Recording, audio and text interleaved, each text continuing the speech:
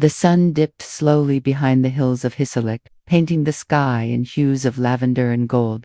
A gentle breeze rustled through the olive groves, carrying with it the scent of wild thyme and ancient earth. Somewhere in the distance, the sea whispered secrets to the shore, soft rhythmic, like a lullaby sung by time itself. This was a land of dreams, a place where history and myth embraced under the twilight sky. For centuries, people spoke of a city lost to legend, a city of heroes, of golden treasures, and towering walls, a city called Troy. But to those who listened closely, the land itself seemed to remember. The stones beneath the soil, the fragments of pottery, the echoes of forgotten voices, all waiting to be heard once more. Tonight, we journey back not with shovels and maps, but with imagination and wonder. Tonight, we unlock the dream within the soil.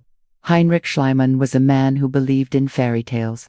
As a boy, he would sit by the fireplace, listening to his father recite Homer's Iliad, the epic saga of Troy, of Achilles and Hector, of love and war and destiny.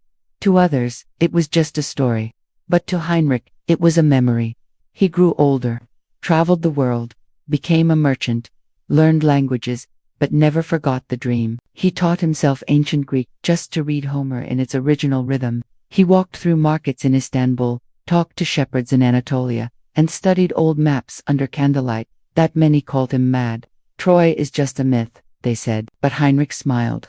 Every myth, he would say, holds a truth waiting to be woken. And so, with a copy of the Iliad in one hand and a shovel in the other, he began to dig, not like a scientist, but like a poet, unearthing verses buried by time. Day after day, under the Anatolian sun, Heinrich and his workers dug. The earth was stubborn, layer upon layer of dust, stone, and history. They found broken pottery, rusted tools, animal bones, whispers of lives long past. But Heinrich was patient. He read Homer like a map, measuring distances, imagining gates, temples, and palaces. He believed every word: the Sion gates where Hector faced Achilles, the walls where Helen walked, the beach where 1,000 ships once landed. And then a discovery, a glint of copper, a piece of carved stone, then more walls, not just any walls, massive, layered, built and rebuilt over ages. This was no ordinary ruin. This was a city that had lived, burned, and risen again, not once, but many times. Heinrich wept. He had found Troy not as a story in a book, but as stones beneath his feet. The dream was real, but the greatest wonder was yet to come. One morning, as dew still clung to the grass, Heinrich uncovered something that shimmered not with the dullness of iron or copper, but with the glow of gold. A hoard lay buried: diadems, earrings, goblets, and beads, all crafted with artistry, lost 2 ages. He called it Priam's treasure, after the king of Troy from Homer's tale. But this wasn't just treasure, it was proof. Proof that people had loved, celebrated, and dreamed here. A mother once wore these beads. A king drank from this cup. These weren't just objects, they were memories melted into metal. And as Heinrich held them, he wasn't just a treasure hunter, he was a time traveler, touching the hands of those who once believed in gods and heroes. Now, the sky is dark. The stars glow softly over the plains of Troy. The wind hums, an old tune, one that Hector might have heard, that Helen might have hummed. The walls may be crumbled, the treasures in museums, but the dream remains. Troy was real not because of gold or stones, but because people believed in it enough to find it. So tonight, as you close your eyes, remember, some dreams are buried deep, some truths are waiting, and somewhere, under the same moon, myths are still sleeping, just beneath the soil. Sleep well, dream deeper. The northern sky was a tapestry of shimmering greens and deep purples. The aurora borealis danced silently above the fjords, their light reflecting on the still, dark waters below. In a small village nestled between towering mountains and the sea, the air was crisp and carried the scent of pinewood smoke and salted fish. This was the world of the Norse people, born from the cold and the sea, whose longships dared to sail where no maps existed. For generations, their sagas spoke of lands beyond the western horizon, a place of lush greenery, strange peoples, and towering cliffs. They called it Vinland. Many thought these tales were mere fantasies, stories told to pass the long winter nights. But just like the myth of Troy, this too was a dream waiting to be proven, true, a dream of exploration, courage, and discovery. Tonight, we set sail not on rough waters, but on waves of words and wonder. Tonight, we follow the Vikings westward, Among the Norse, one name stood out: Leif Erikson, son of Eric the Red, the founder of Greenland. Leif grew up hearing stories of a land even further west, first cited by a merchant named Bjarni Herjolfsson, who had been blown off course during a storm. Unlike others who feared the unknown, Leif was curious. He gathered a crew of strong-hearted men and women, sailors, carpenters, farmers, and prepared a sturdy merchant ship, for the journey. Their goal was not conquest, but curiosity. With the Norse pantheon watching over them, Odin, the wise, Thor the protector, they set sail from Greenland. The winds filled the woolen sail, carved with symbols of protection and luck. The ship cut through the icy waves, guided by the sun during the day and the stars at night. For days, they saw nothing but ocean. Then, at last, a cry came from the lookout land. But it was not what they sought. It was a barren, rocky shore. They called it Helgeland, the land of flat stones. Leif knew this was not the Greenland Bjarni had described, and so they sailed on. After days more of sailing south along the coast, the landscape began to change. The rocks gave way to sandy beaches, and then to dense forests. The air grew warmer and carried the sweet smell of wild grapes and dew-covered grass. They had found it, Vinland. They anchored in a calm bay and stepped onto the shore. The soil was rich and black under their feet. Salmon leaped in the rivers. The forests were full of game deer, foxes, and birds whose songs were unfamiliar yet beautiful.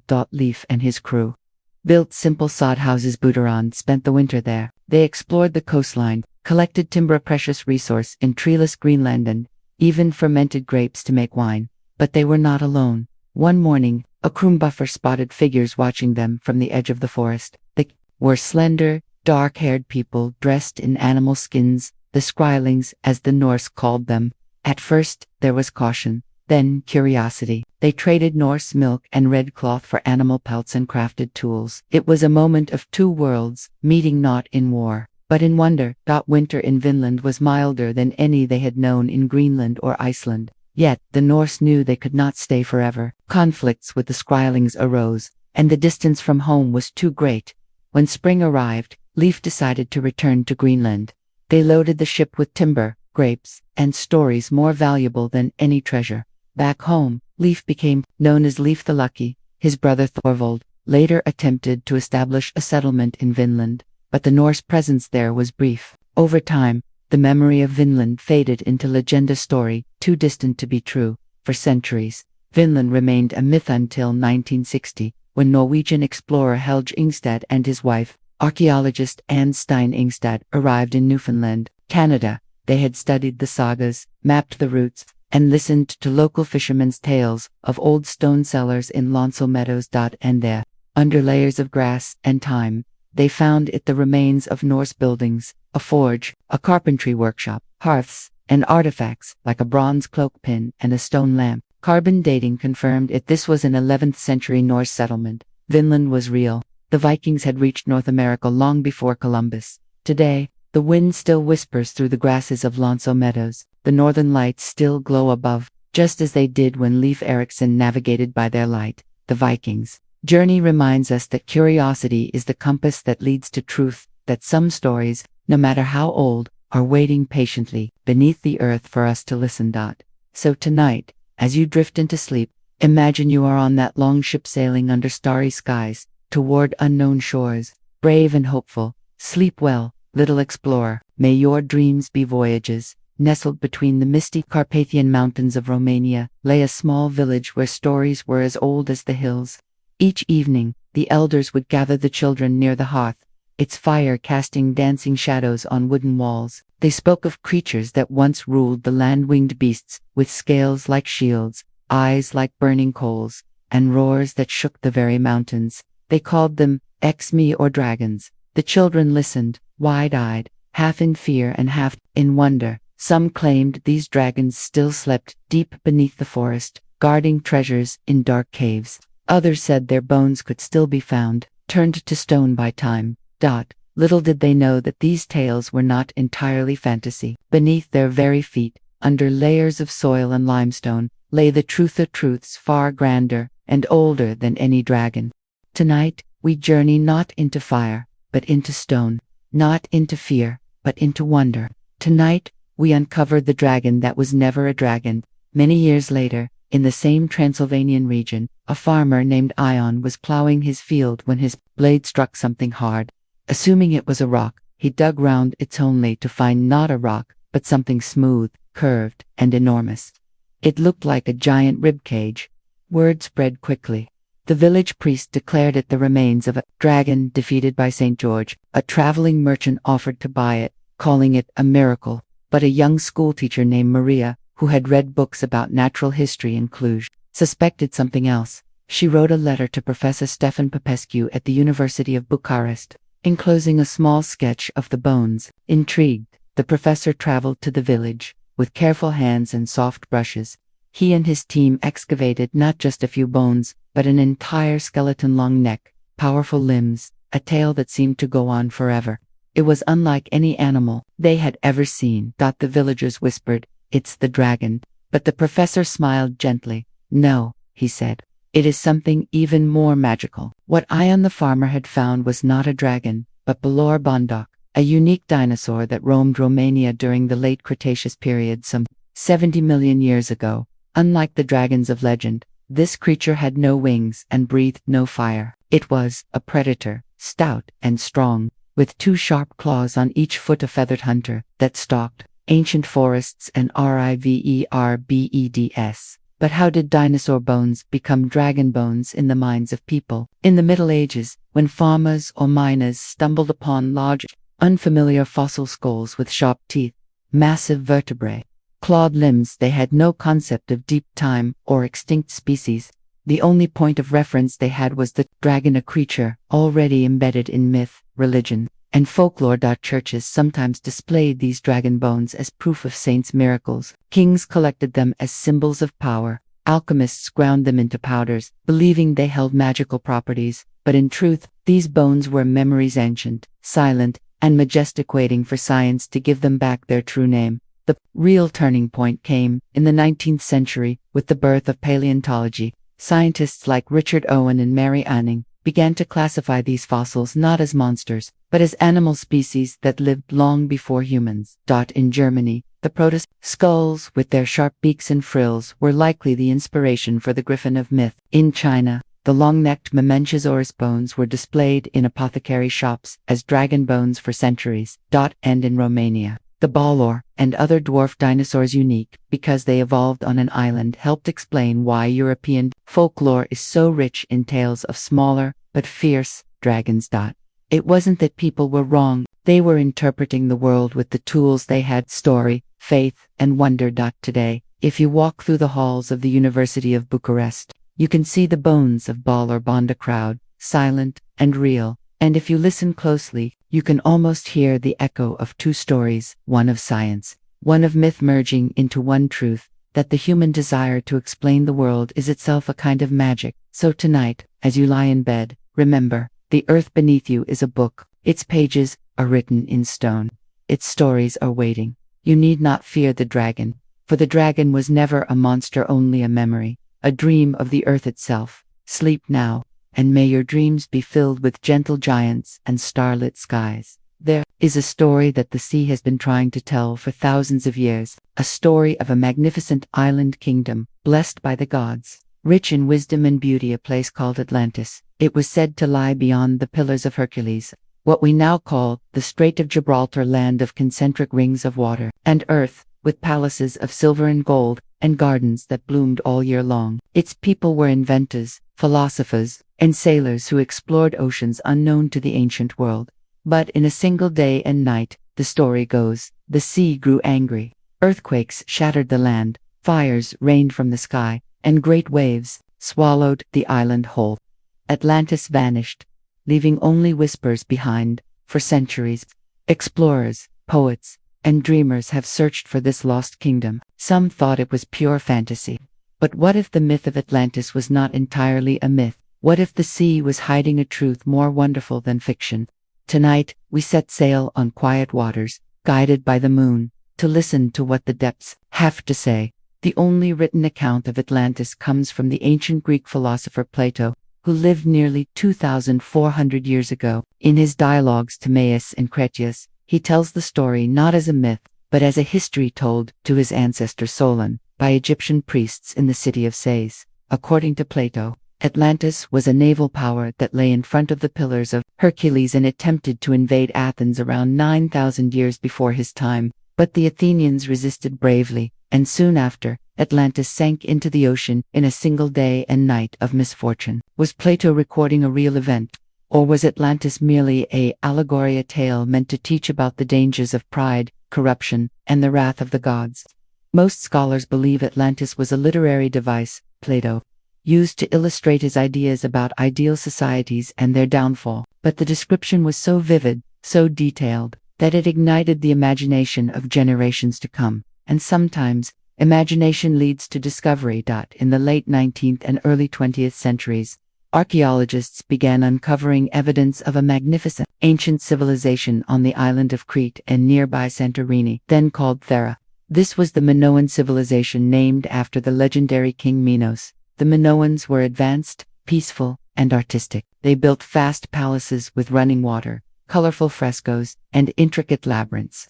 Their ships traded across the Mediterranean, from Egypt to Greece. They lived in harmony with the sea, but around 1600 BCE, disaster struck.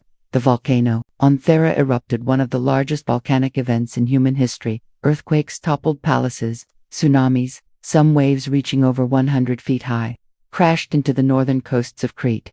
Ash blotted out the sun for days. The Minoan civilization collapsed almost overnight. Could this have been the real Atlantis? The timing doesn't perfectly match Plato's account, and Thera didn't sink completely, but the story echoes unmistakably. An advanced island culture, brought down by natural disaster, lost to time and memory. Perhaps Plato heard fragments of this ancient catastrophe passed down through traders, poets, and priests and wove it into a grander tale. Over the years, many theories have emerged about the possible real-world inspiration for Atlantis. Some point to the Richet structure in Mauritania, natural circular formation visible from space, resembling Plato's description of concentric rings. Others suggest Tartessos, a wealthy port civilization in southern Spain that suddenly disappeared. A few even look toward the Azores or the Caribbean, though these lack archaeological evidence. What's compelling is not whether Atlantis existed exactly as Plato described, but why the story endures. It speaks to something deep within us, the memory of loss, the dream of paradise, the fear of nature's power, and the hope that somewhere, under the blue waves, truth and beauty still sleep. Today, the sea keeps its secrets. Whether Atlantis was real or not may never be known for certain, but in a way, that is its magic. Atlantis is not just a place, it is a metaphor for all that is beautiful and lost, for childhood memories, for forgotten languages, for cities buried under sand or water. It reminds us that civilizations rise and fall, but stories remain. So tonight, as you close your eyes, imagine you are walking on a quiet beach. The moon shines on the water, and far, far out at sea, you see soft lights glimmering beneath the waves. Perhaps it's just the reflection of the stars, or perhaps it's the lanterns of Atlantis, still shining, still dreaming. Sleep well, little dreamer. May you find your own Atlantis in the tides of sleep, somewhere in the quiet valleys of Persia. Now known as Iram, there is a garden that has never truly been lost. It lives in the scent of rain on dry earth, in the blush of a pomegranate ripening in the sun, in the whisper of cypress trees lining quiet pathways. This is the memory of the Paradise, the walled gardener, paradise built not in heaven, but here on earth. Long ago, kings and poets walked here. They spoke of beauty, of love, of the divine. They designed gardens with 4 rivers flowing in sacred directions, with flowers from every corner of the known world, with nightingales singing songs older than sorrow. And though many of these gardens are now dust, their essence remains not in stone or water, but in the soul of anyone who has ever paused to admire a blooming rose or the symmetry of a leaf. Tonight, we enter one such garden. We won't walk through it with haste. We'll linger, we'll listen, we'll remember what it means to create beauty in a world that often forgets. The concept of the earthly paradise is often attributed to Cyrus the Great, the founder of the Persian Empire. Unlike conquerors who left behind ruins, Cyrus left behind gardens, paradises scattered across his empire. From Pesagati to Babylon. These were no ordinary gardens. They were microcosms of the empire itself, harmonious, ordered, fertile, water channels reflected the sky. Rows of trees offered shade and fruit. Flowers symbolized the diversity of lands and peoples united under one fair rule. Cyrus believed that a king must not only rule justly but also nurture beauty.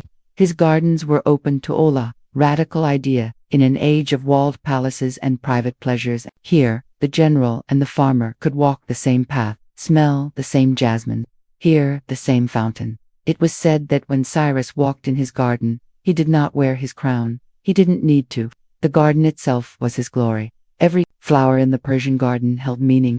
The red rose spoke of love, the lily of purity, the cypress tree of eternity. Even the humble saffron crocus carried the gold of the sun in its threads. Poets like Hafez and Rumi later wandered in these gardens, not just to relax, but to converse with creation. They saw in the blooming of a flower the unfolding of the soul, in the falling of a leaf, the humility of mankind, in the constancy of a tree, the patience of faith. The garden became a school without walls, a temple without priests, a book written in petals and fragrance.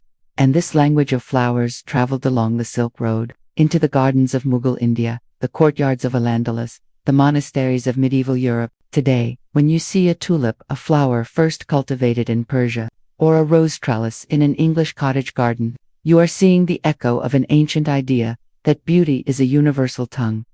In a land where water was scarce, its presence in the garden was sacred. Canals and pools were not just practical, they were spiritual. Water represented life, clarity, renewal. The sound of a fountain was considered a form of prayer. The still surface of a pool mirrored the sky, suggesting harmony between earth and heaven. Engineers designed intricate Kanatsi underground channels to bring water from mountains to deserts, turning dust into orchards. This reverence for water remains deeply embedded in cultures shaped by Persia. In the fountains of Istanbul, the stepwells of India, the reflecting pools of the Taj Mahal, one still hears the whisper of those ancient gardeners who believed that to give water was to give life. You need not go to Persia to find such a garden. You only need to close your eyes. Imagine a gentle path beneath your feet. On either side, flowers bow gently in the breeze. Somewhere, water is flowing softly, constantly. The air is cool and carries the scent of night-blooming jasmine. Above you, the stars are beginning to appear. They are the flowers of the sky, blooming in the darkness. This garden exists outside of time. It has been dreamed by kings, poets, travelers, and lovers. And now, you too are here. Rest here tonight. Let your thoughts be light like petals. Let your breath be calm like still water. You are safe in this memory of paradise. Sleep, dear dreamer. And may your dreams be gardens. It begins with a single bulb sleeping in the dark earth. Winter has not yet loosened its grasp on the high plains of Anatolia. The wind still carries a chill, and the mornings arrive cloaked in frost. But deep below the surface, something is stirring. A dream is taking root. When spring finally tiptoes in, the dream breaks through a slender green finger, reaching for the sun, then unfolding into a bloom of such intense color it seems to drink the light itself. This is the tulip. To the nomadic peoples of Central Asia, it was a symbol of life's resilience. To the gardeners of Persia, it was Layla word whose letters, in divine script, spelled out the name of God. But this flower was destined to travel farther than any caravan. Its journey would weave through empires, spark madness in sober hearts, and become a quiet reminder that beauty, once set free, knows no borders. Tonight, we follow that journey, not with maps, but with wonder. We trace the path of a flower that taught the world to see. For centuries, the tulip grew wild in the foothills of the Pamir Mountains, known only to shepherds and travelers.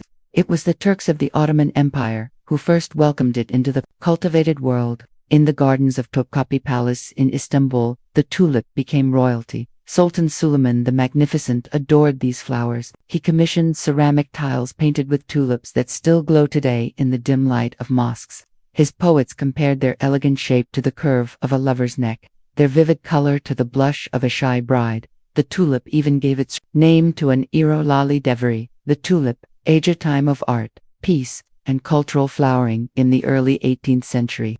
Every spring, the Sultan held night festivals in his gardens. Tulips of every variety were displayed under the moonlight. with mirrors placed to reflect their beauty and tortoises carrying candles on their shelves to glide between the flower beds, illuminating the blooms like moving stars. It was here, in the heart of Ottoman splendor, that a European ambassador first saw the flower that would change his continent forever. His name was Ogier Ghiselin de Busbecq, an ambassador from the Holy Roman Empire. In the 1550s, while stationed in Istanbul, he wandered the markets and gardens, captivated by a flower unlike any he had seen in Vienna. He called it tulipum, mistaking its shape for a turban. Fascinated, he sent a crate of bulbs back to Europe. Those first tulips arrived in the Botanical Garden of Leiden, in the Netherlands. The curator, Carolus Clusius, was a man of science, not sentiment. He saw not beauty, but biological rarity. He planted them carefully, studied them, and guarded them. But one night,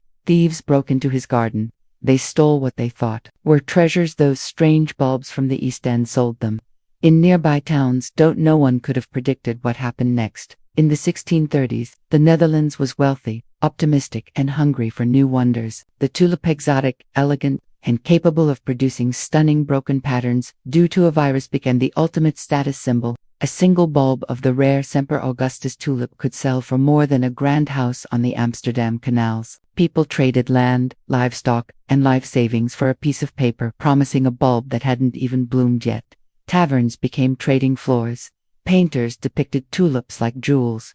Then, almost overnight, the market collapsed. People woke up from the dream to find themselves holding contracts for flowers that were worth less than onions. It was the world's first economic bubble, all over a flower. But beyond the frenzy lay something deeper, a desire for beauty so powerful it made rational people lose their minds. The tulip was no longer just a flower, it was a mirror reflecting human longing. Today, the tulip is everywhere, in Dutch fields, in wedding bouquets, in urban parks, reminding busy people to look down and remember spring. The madness is long forgotten.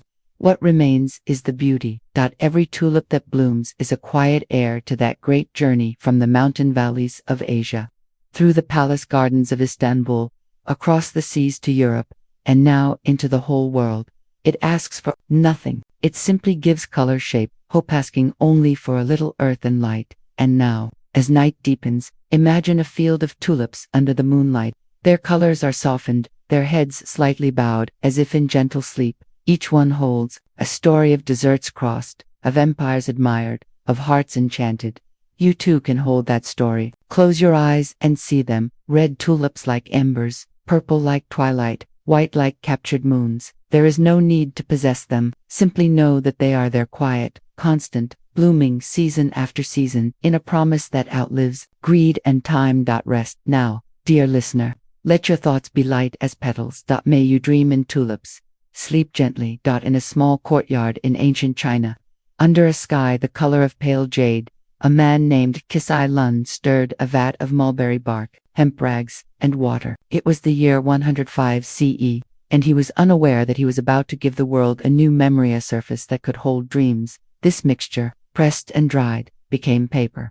It was not the first writing surface. There were bamboo scrolls, heavy and clumsy, silk, beautiful but costly, clay tablets, papyrus, palm leaves, but paper was different. It was light, versatile, patient. It did not judge what was written upon it. Poems, prayers, laws, love letters, it held them all with equal grace. Slowly, like a whisper, paper began to travel. It moved along trade routes, passed from hand to hand, culture to culture, each adding its own story to the blankness. Tonight, we follow that whisper. We trace the path of paper, not as historians, but as dreamers grateful for the page that remembers what the mind might forget. For centuries, the art of paper-making remained a closely guarded secret within China. It was used for everything from official documents and classical texts to money and window coverings.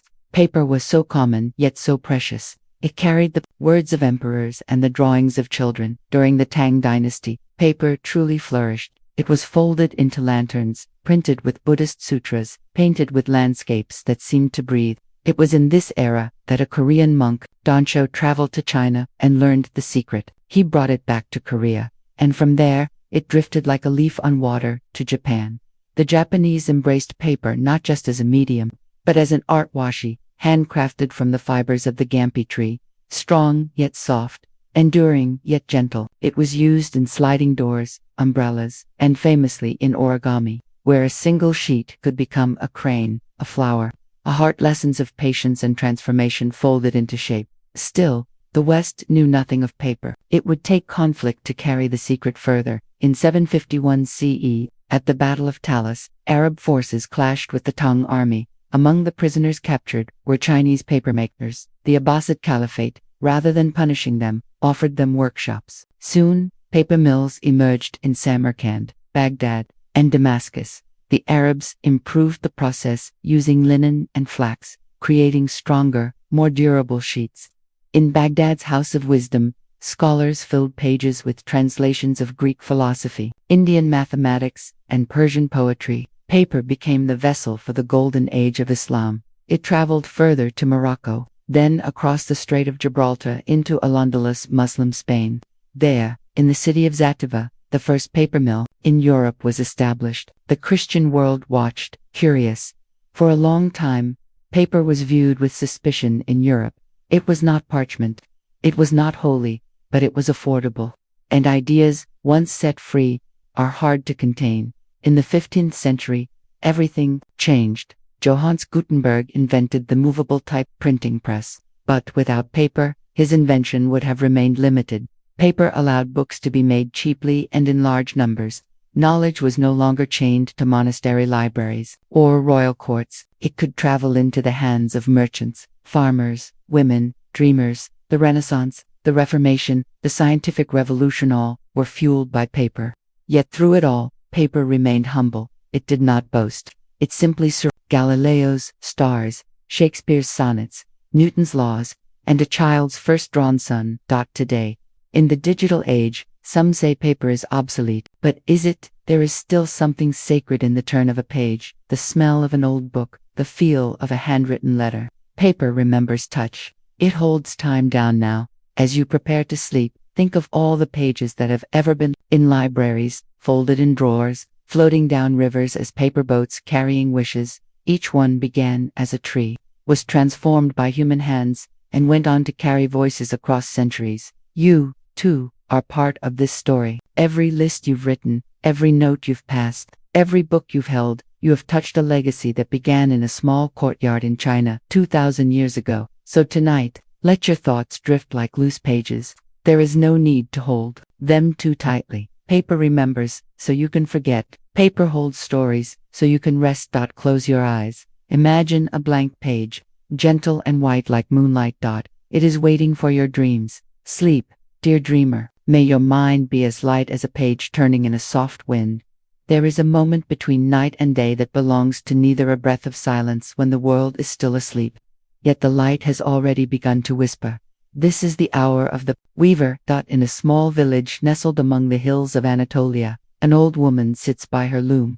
Her name is Allah, and she has woven for longer than the olive trees outside her window have been old. Her hands move, not with haste, but with memory, drawing thread through thread, color beside color, as if plucking dreams from the air and giving them form. She does not weave mere carpets. She weaves stories. Each knot is a word. Each pattern is a paragraph. Each color is an emotion. Her latest piece shows a bird in flight, its wings spanning from dawn to dusk, carrying on its back a tiny seed that will grow into a forest. This, she says to her granddaughter, who watches with sleepy eyes, is how everything is connected. Not by roads, but by stories. And as the first light of morning touches the loom, the threads seem to glow from within. Tonight, we too sit beside Ayla. We listen to the shuttle's gentle click-clack, like a heartbeat, and we learn how to weave our own dreams into being. Weaving is one of humanity's oldest stories. Long before cities were built, before words were written, people wove. They twisted grasses into baskets, stretched sinew into nets, spun wool into warmth. In ancient Egypt, linen was woven so finely it was called woven air. In the Andes, alpaca wool held patterns that mapped the stars. In Japan, kimono makers dyed silk with season's cherry blossoms for spring, maple leaves for autumn. But the loom itself was a quiet revolution, a machine of peace. It required patience. It demanded harmony, warp and weft crossing in a dance that could only unfold slowly. Unlike the sword, which took life, the loom gave life. It created cover. beauty, identity. Every culture wove, and though the patterns differed, the language was the same. A zigzag for water, a diamond for protection, a tree for life. Weaving was a silent prayer made visible. Isla tells her granddaughter the old tale of the magic carpet. It did not fly on its own, she says. It flew on the belief of the weaver. The story goes that a young woman named Zarifa wove a carpet so beautiful that when the moon shone upon it, the pattern seemed to lift from the fibers and dance in the air. One night, a weary traveler came to her village. He had lost his way and his hope. Zarifa offered him a place by her fire and laid her carpet on the floor as he slept. He dreamt he was flying over mountains, across deserts, through clouds that tasted like rain. When he woke, he was healed, not because of magic, but because the carpet had reminded him that the world was wide and beautiful and that he was still part of it. We weave, Isla says, not to trap dreams, but to release them. Isla's hands never stop moving as she speaks. Life is like a loom, she says. There are threads of joy and threads of sorrow. Sometimes the pattern is clear only when you step back. She tells how mistakes in weaving are never erased, they are incorporated. A missed thread becomes part of the design. A change in color adds depth. So it is with life. She smiles. Nothing is wasted. Everything belongs. Her granddaughter asks, what is the most important thread? Isla thinks. The thread of attention, she says, the one that holds all the others together. When you pay attention, you see connection everywhere. The loom falls silent. The dawn has fully arrived now, filling the room with soft light. Isla's carpet is finished, the tapestry of blues and golds, with a bird flying toward a sun that is both rising and setting. Remember, she whispers, you are both weaver and woven. You make the pattern, and you are part of it. As you prepare to sleep, imagine you are holding a thread soft, strong, glowing faintly that connects you to everyone who has ever woven, everyone who has ever dreamed. You are not alone. You are part of a great, gentle web of stories. Let your breath become the shuttle moving slowly, rhythmically, in and out, warp and weft. You are weaving your own rest. You are weaving your own peace. Sleep now, little weaver. May your dreams be seamless. Somewhere between the waking world and the world of dreams, there exists a library. Its walls are made of twilight. Its shelves are carved from ancient trees that remember every season, and its books are not written with ink, but with starlight. This is the library of lost lights. Here, every story ever forgotten, every song ever hummed but never written, every name spoken only once is kept safe. The librarian is an old man with eyes like deep wells and hands that turn pages without sound. His name is not important, for he has had many. Tonight, he is called Olive, like the first letter of a story not yet told. He moves through the silent aisles, brushing dust from spines of books that glow with a soft, inner light. One book pulses with a gentle blue. It is the memory of a sea voyage no one recorded. Another shimmers gold. It is the recipe for a cake baked only once, on a rainy afternoon in a kitchen in Damascus, loved by a child who is now old. Nothing is ever truly lost, Olive whispers to the silence. It only waits for a dreamer to find it again. Tonight, he has chosen a book for us. Its cover is the color of sand, and it smells of cinnamon and distant rain. He opens it, and we begin to read. The Silk Road, a path of whispers. Book tells of a road not of stone or dirt, but of footsteps. For centuries, merchants, monks, and migrants traveled the Silk Road, a web of pathways connecting east and west. They carried silk, spices, glass, and ivory, but they also carried stories. A Buddhist monk, walking from India to China, chanted sutras that blended with the wind and were heard by desert foxes. A Persian trader, missing his family, hummed a lullaby his wife sang to our daughter. A Hungarian horseman, riding toward Samarkand, told tales of star-filled skies over the pusta. These stories did not vanish. They settled into the sand, were absorbed by caravanserai walls, were drunk by camels and carried in their gentle eyes. The book shows us a night on that road. A campfire flickers. Around it, men and women from a dozen lands share bread and tales. They speak different languages, but laughter needs no translation. Above them, the Milky Way stretches a silent river of light, mirroring the road below. We are all walking each other home, one of them says, and the stars seem to shine brighter in agreement. The house of wisdom, where knowledge slept, the pages turn, and now we are in Baghdad. During the golden age of Islam. We enter the Beit Al-Hikmoth, the House of Wisdom. It is not a silent library of stone, but a living, breathing conversation. Scholars, Muslim, Jewish, Christian sit together, reading, translating, debating. They study Greek philosophy, Persian astronomy, Indian mathematics, Chinese medicine. They do not seek to conquer, but to understand. A young woman named Fatima is copying a text by Hypatia of Alexandria, her hand moving carefully so as not to betray the original's grace. An old man, Hanain ibn Ishaq, is translating Galen's medical texts into Arabic, adding notes from his own experience. In the courtyard, the astronomer Al-Batani adjusts an astrolabe, looking up at the stars, as if greeting old friends.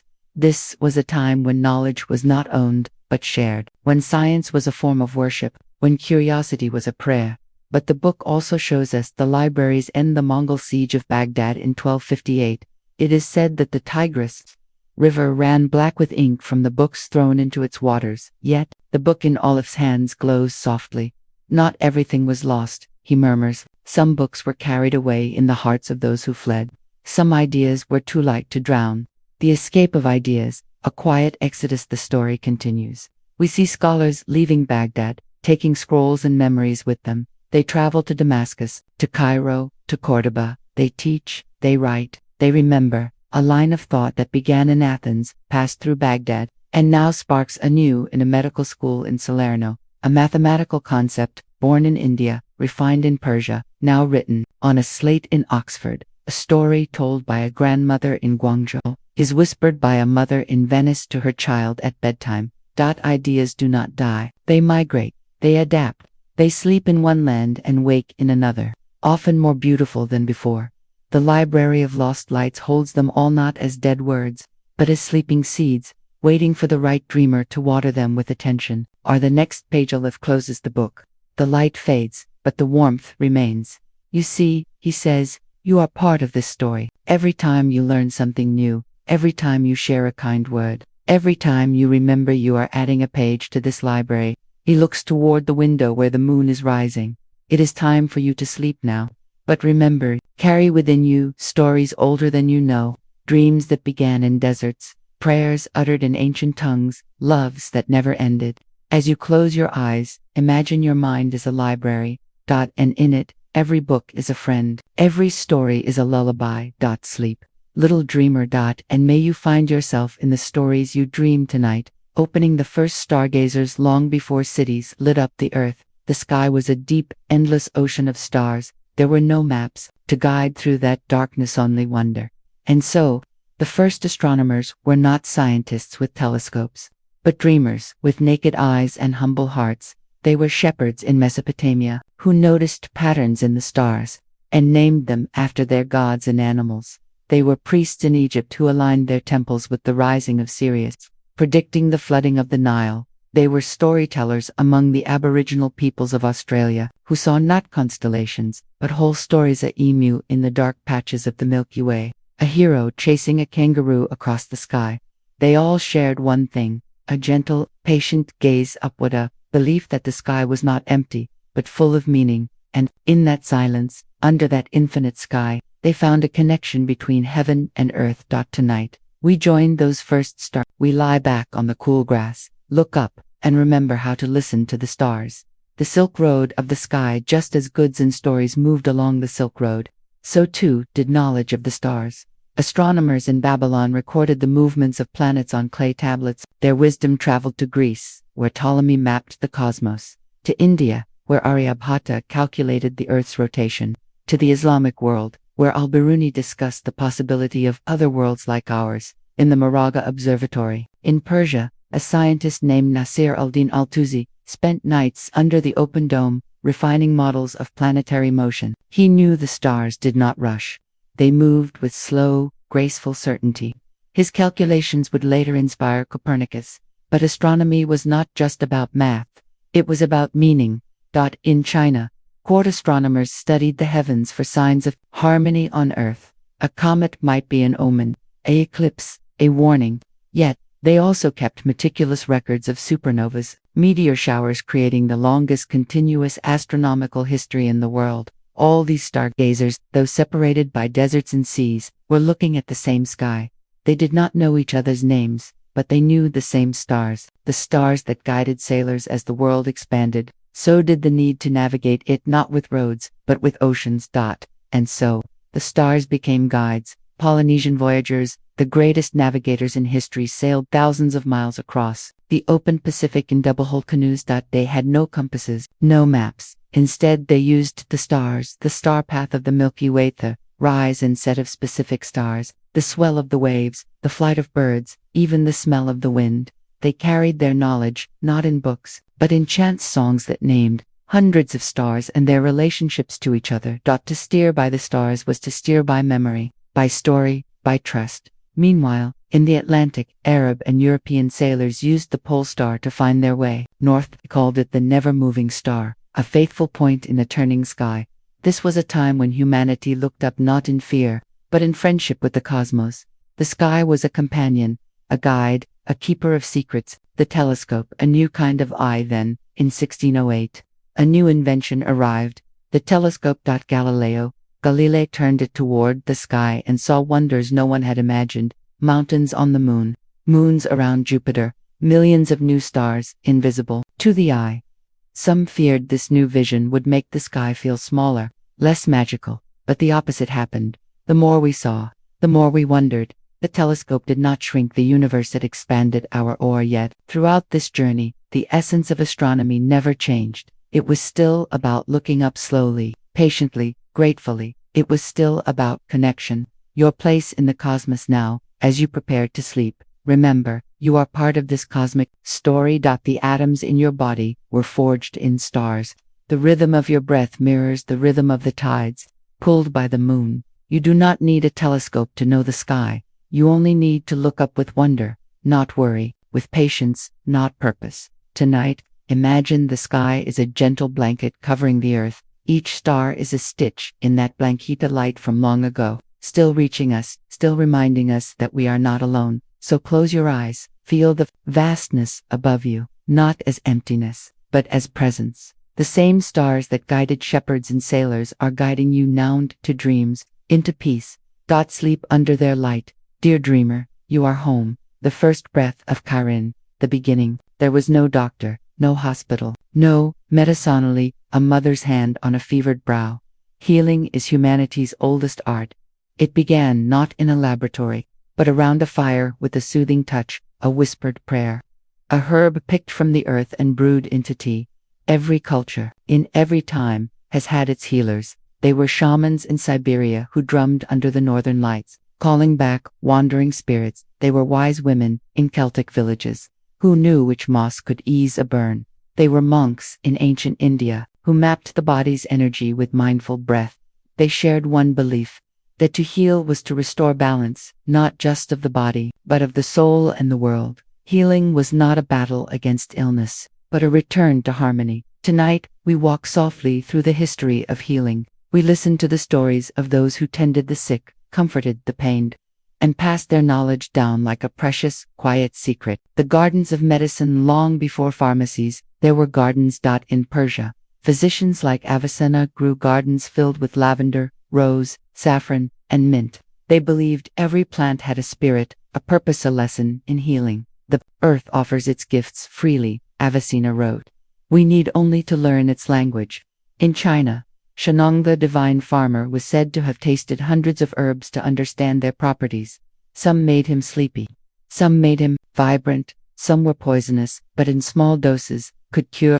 His work became the Shenong Ben Kao Jing, one of the world's first pharmacopoeias, and in the Andes, healers still use quinine bark for fever, a remedy that would later travel to Europe and become quinine fighting malaria in lands that had never seen the Andes. Healing knowledge did not stay in one place. It moved along trade routes, through wars and peace, carried by monks, merchants, and mothers. It was given freely, often a gift not owned, but shared. The house of life in ancient Egypt. Healing temples called parank, houses of life, stood beside the Nile. Here, priest-physicians blended science and spirit. They sutured wounds with linen thread, set broken bones with honey-coated splints, and recited incantations to Sekhmet, the goddess of healing. Patients slept in dream chambers of Bottomway in their sleep. The gods would visit and reveal cures. Healing was a collaboration between the seen and the unseen. This belief in dreams, as Dionysus, was not unique to Egypt and Greece. The Asclepia temples were places where the sick came to bathe in sacred springs, walk among healing snakes, and dream of Asclepius, the god of medicine, who would appear with a remedy. And halfway across the world, the Maya in Central America used Temazcal sweat lodges, not just to cleanse the body, but to purify the spirit. Steam rose like a prayer. Herbs released their stories into the air. Healing was ceremony, the great exchange when East met West. During the Islamic Golden Age, medical knowledge flowed like a quiet river between cultures. In Baghdad, translators rendered Greek texts by Hippocrates and Galen into Arabic, preserving wisdom that Europe had forgotten. Physicians like Al-Razi and Ibn Sina combined this knowledge with traditions from Persia, India, and China. Ibn Sina's Canon of Medicine became a standard text for centuries in Europe, Asia, and the Middle East. It spoke of the importance of fresh air, clean water, rest, and diet, still healing us today. When Europe rediscovered these texts during the Renaissance, it was not through conquest, but through curiosity. Scholars in Salerno, Montpellier, and Oxford read translations from Arabic into Latin, and medicine bloomed again. Healing had always been a conversation. No one culture owned it. It belonged to anyone who listened. You are the healer, now as you prepare to sleep. Remember, you carry this legacy in your hands. Every time you place a cool cloth on a fever, brew a cup of tea for a sore throat, or simply sit with someone in silence, you are continuing an ancient line of care. You do not need to know all the herbs or all the prayers. You only need to offer your presence. Healing is not always about curing. It is about comforting. Tonight, imagine your breath is a gentle medicine. With each inhale, you draw in peace. With each exhale, you release penumbras and others. You are part of this great, quiet story of healing, a story written not in books, but in kindness. Rest now, gentle soul. May your sleep heal you. May your dreams be balm. The first note before words, there was sound. Before language, there was music. It began with the rhythm of a heartbeat. The first drum, it grew with the whisper of wind through grass. The first flute, it soared with the call of a bird at dawn. The first melody. Every culture on earth has music. It is woven into the deepest moments of life. Lullabies for birth, dances for celebration, dirges for loss, chants for prayer. Music does not need translation. A mother's hum soothes her baby in every language. A sorrowful tune touches the heart. Whether played on a Chinese erhu or a Celtic violin, music is humanity's first shared tongue. Tonight, we trace its gentle journey across continents and centuries. We listen to the echoes of the first song, still alive in the wind, in the water, in the quiet of our own breathing. The birth of instruments. The first instruments were not made by hands alone, but by curiosity and closeness to the earth. A hollow log became a drum, a river reed became a pipe, a stretched tendon became a string. In Mesopotamia, the lyre was played in courts and temples, its strings telling stories of gods and kings. In the Andes, the quena flute echoed over mountains, its breathy tone mimicking the wind. In West Africa, the kora harplute was played by griots under baobab trees, preserving history in its 21 strings. Each instrument carried the soul of its landscape. The Mongolian Marine Corps horsehead fiddle sounded like the vast steppes and the whinnying of horses. The Australian Yidaki didgeridoo echoed the deep, resonant hum of the earth itself, played continuously for minutes, even hours, mimicking the timelessness of the dreaming. Craftsmen did not merely build instruments, they breathed life into them. They carved, stretched, and tuned with patience, often whispering prayers, asking the tree, the animal, the element to give its voice willingly. The Silk Road of sound. Just as spices, textiles, and ideas traveled the Silk Road, so did music.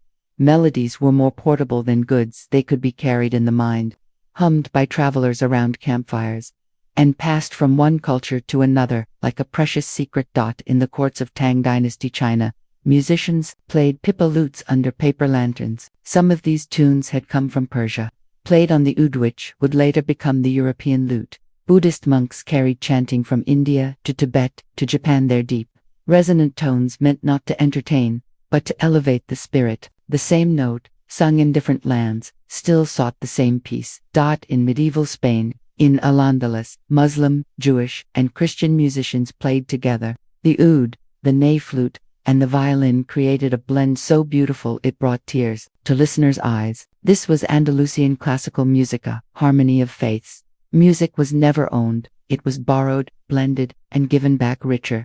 A scale from Greece became a mode in Arabia, a rhythm from West Africa became the heartbeat of American blues. Music reminded people that they were connected long before they knew each other's names. Music as medicine in many traditions. Music was not just art, it was healing. The Aboriginal peoples of Australia used rhythmic clapsticks and didgeridoo in healing ceremonies, vibrations to restore balance to the body. In ancient Greece, Pythagoras prescribed specific melodies to calm the mind and soothe the soul. In Tibet, singing bowls were struck, their resonant tones aligning with the body's energy centers.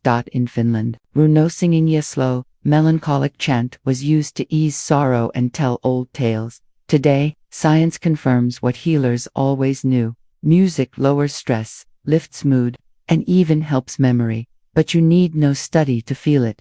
You only need to listen to a favorite song and feel your breath deepen, your shoulders relax, your heart open, your inner symphonies. You prepare for sleep. Remember, you are musical. Your heartbeat is a drum. Your breath is a wind instrument. The sound of your voice is unique in notes no one else can sing. You don't need an instrument to make music. You can hum. You can tap gently on your pillow. You can listen to the rain outside your window and duet with the rhythm of the night. Tonight, imagine the world is a great symphony.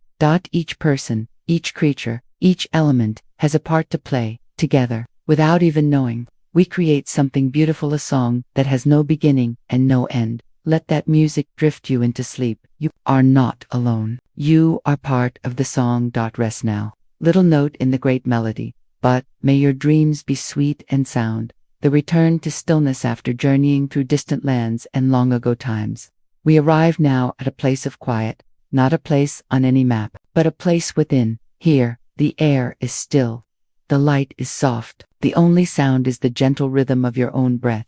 This is the heart of the world, not a physical heart, but a silent, steady presence that has witnessed all of history without ever rushing, without ever worrying. It is the stillness at the center of every storm, the silence between every note, the peace beneath every story. You have traveled far in your mind tonight. You have walked with astronomers, healers, musicians, and dreamers. Now, it is time to rest, to absorb, to grow slowly, like a seed in dark soil, trusting that light will come when it is time. Tonight, we don't explore outward, we turn inward kindly, without any goal but to be. The art of doing nothing in a world that prizes speed and achievement. There is profound wisdom in doing nothing. This is not laziness, it is patience, it is trust. The Chinese philosophers of the Tao called it Wu Weixian, through non-action, like a river that flows around rocks without force, or a tree that grows toward the sun without hurry. The Japanese have a word for sitting in quiet simplicity, shizuka. In Finland, there is a concept of kalsariknet, staying home alone in peace, simply being with oneself. These are not new ideas. They are ancient reminders that growth cannot be forced. A caterpillar does not become a butterfly by trying harder. It becomes by resting, by dissolving, by allowing change to happen from within. You, too, are allowed to rest. You are allowed to set down your burdens, your worries, your plans, your regrets, and simply breathe. The world will continue turning, the stars will continue shining, and you will grow in your own time, in your own way. The thread of mindfulness. Mindfulness is not a modern invention. It is a thread that runs through all human wisdom. 2,500 years ago, the Buddha taught his followers to breathe with awareness, to anchor themselves in the present moment. In Christian traditions, contemplative prayer encourage sitting in silence, listening for the still, small voice within. The Sufi poets of Persia wrote of dissolving into the moment like sugar in water, becoming one with what is. These practices were not meant to escape the world, but to meet it more fully. When you are fully present, a simple cup of tea becomes a ceremony. The sound of rain becomes a symphony. The touch of a hand becomes a miracle. You don't need to sit in a cave to practice mindfulness. You can do it now. As you lie in bed, notice the weight of your body on the mattress, the softness of the pillow, the rise and fall of your chest. That is enough. That is everything. Your place in the tapestry. It is easy to feel small in a world so vast, so old. But you are not small. You are essential. You are a unique thread in the great tapestry of existence. The food you eat contains sunlight from years ago. The words you speak may be remembered by someone long after you are gone. The kindness you show may change a life in ways you will never know. You are not separate from history. You are history living, breathing, continuing. The same spark that lit the eyes of ancient astronomers burns in you. When you look up at the stars, the same compassion that moved healers long ago moves in you when you comfort a friend. You belong here. You always have. Resting in wholeness. The night is deep now. The moon is high. It is time to let go of all doing, all thinking, all striving. There is nothing to achieve tonight except rest. Imagine your mind is a clear, still lake. Thoughts may come like ripples, but let them pass. You are the lake, not the ripples. You are the sky, not the clouds. You are held by something ancient and kind, the same presence that has guided explorers, comforted sorrows, and inspired dreams since the beginning of time. You are safe. You are loved. You are enough. Sleep now, dear heart. Grow gently in the dark. Tomorrow will come when it is ready. A breath of gratitude. There is a language older than words. It is spoken not with the tongue, but with the heart. It is the language of thankfulness. Every culture, in its own way, has given thanks for the sun returning each morning, for the rain nourishing the earth, for the food on the table, for the love of family, for the simple fact of being alive. This language needs no translation. A smile of thanks in one land is understood in another. A bowed head, a pressed palm, a quiet sigh of relief. These are dialects of the same grateful heart. Tonight, we explore this universal language. We trace its gentle path through history and into this present moment, this quiet moment where you lie safe in your bed, listening to the whisper of your own breath. Let us begin by simply noticing the gift of this breath, the gift of this heartbeat, the gift of this silence. Ancient thanks, rituals of recognition, long before written history. People found ways to say thank you. The Aboriginal peoples of Australia gave thanks to the land and its creatures through song lines, ceremonial songs that mapped and honored the sources of life. The Native American tribes held gratitude ceremonies for the harvest, acknowledging the spirit of the corn, the bean, and the squash, the three sisters who sustained them. In ancient Japan, the Shinto tradition spoke of kami-sama spirits in everything, the river, the stone, the tree. People offered thanks through small rituals, a bow, a prayer, a simple offering of rice or water. In India, the concept of dhanyavad, thanks, was woven into daily life. Before eating, a person might offer a silent thank you to the earth that grew the food, the hands that prepared it, and the life that was given to nourish theirs. These were not empty rituals. They were practices of attention, ways of remembering that life is a gift, and that every gift comes from something beyond oneself. The writers of gratitude, as words developed, thankfulness found its way into poetry, philosophy, and holy texts. The Persian poet Rumi wrote, "Wear gratitude like a cloak, and it will feed every corner of your life." He saw thanks not as a response, but as a way of being, a lens through which to see the world. In his meditations, the Roman Emperor Marcus Aurelius began each day by listing things he was grateful for, even challenges, for they offered chances to grow. When you arise in the morning, he wrote, think of what a precious privilege it is to be alive, to breathe, to think, to enjoy, to love. Centuries later, in the mountains of Tibet, monks crafted Thangka paintings, intricate works of art filled with symbols of gratitude. They might take years to complete. Each stroke was a meditation, a thank you for the ability to create beauty. These voices across time remind us, gratitude is not passive. It is a creative, courageous act, of choice to focus on what is here rather than what is missing. The science of thankfulness today. Science confirms what the ancients knew. Gratitude is good for the soul and the body. Studies show that people who practice gratitude sleep better, feel happier, and even have stronger immune systems. But why? Perhaps because gratitude anchors us in the present.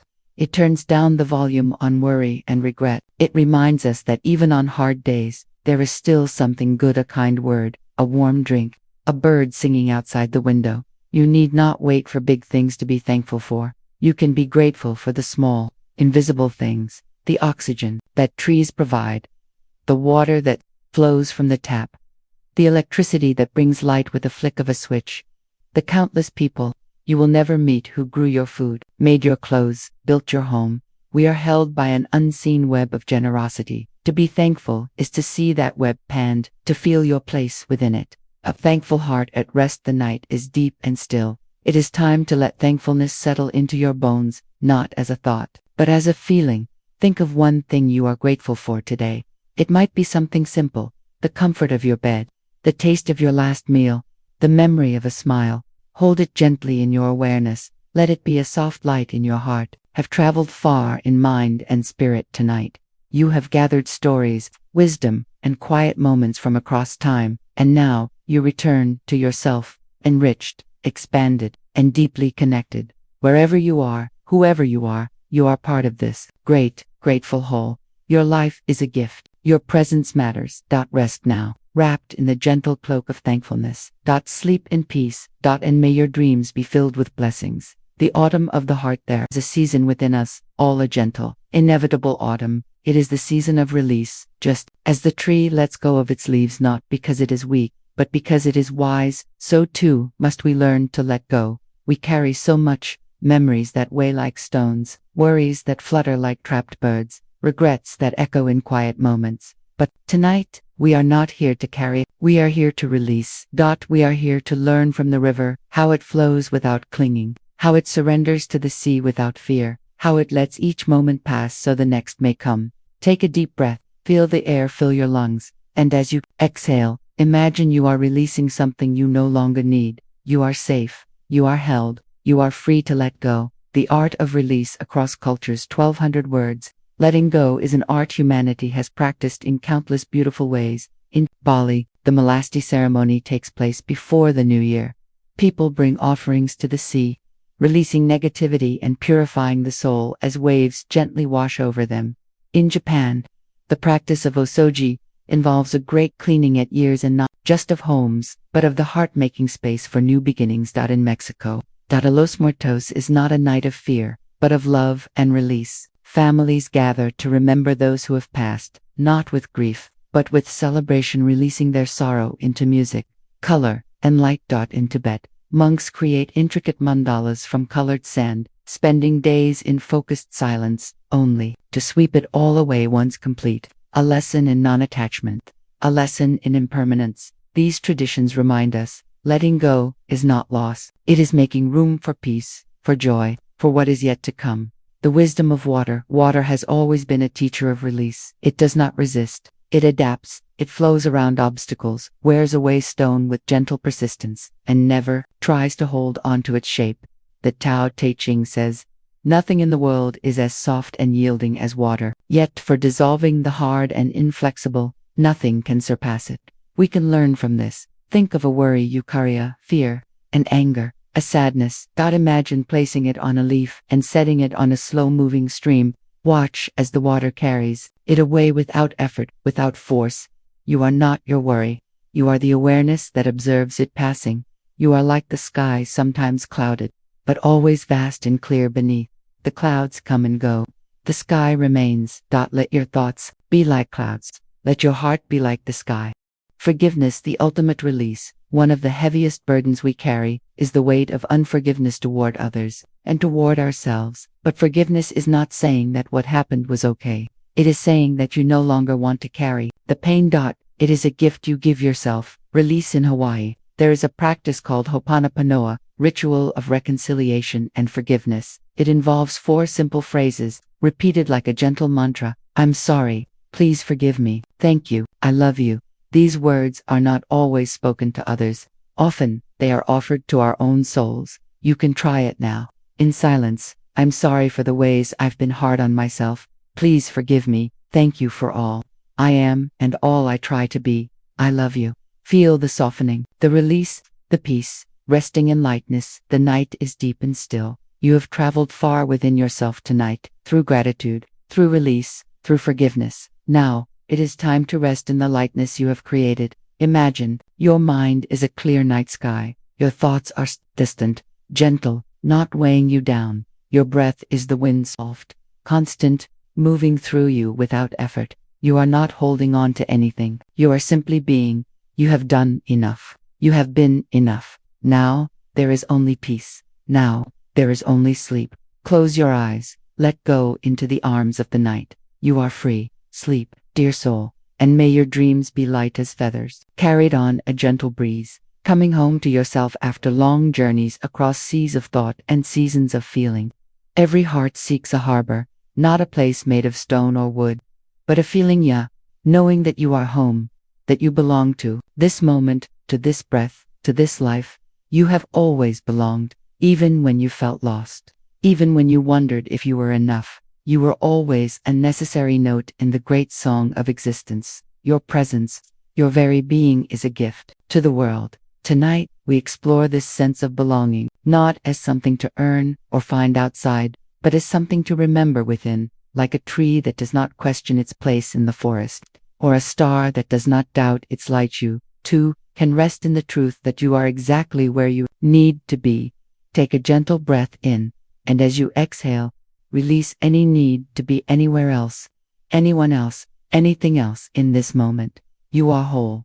You are welcome. You are home, belonging across cultures and time. The desire to belong is woven into the human story. For the indigenous Mbori of New Zealand, belonging is expressed through Wakapapa, deep connection to one's ancestors, the land, and all living things. You are not an isolated self, but a branch on an ancient tree. In Scotland, the concept of Seelid, a gathering of music and storytelling, enforces belonging through shared joy and community. In India, the ancient idea of Vasudhaiva Kutumbakam, the world is one family, reminds us that we belong not just to a tribe or nation, but to the whole of humanity, to the earth itself. Even the Greek philosopher Plato wrote of our deep yearning to reunite with our other half, a poetic way of expressing our need to belong, to connect, to love. These traditions all whisper the same truth. You are not alone. You are part of a beautiful, broken, and beloved whole. You belong. The wisdom of nature, how everything belongs. Nature does not question belonging. The river belongs to the valley. The bird belongs to the sky. The root belongs to the soil. A forest is not a collection of separate trees. Underground, through a web of roots and fungi, trees communicate. They share nutrients. They warn each other of danger. They support the young and the weak.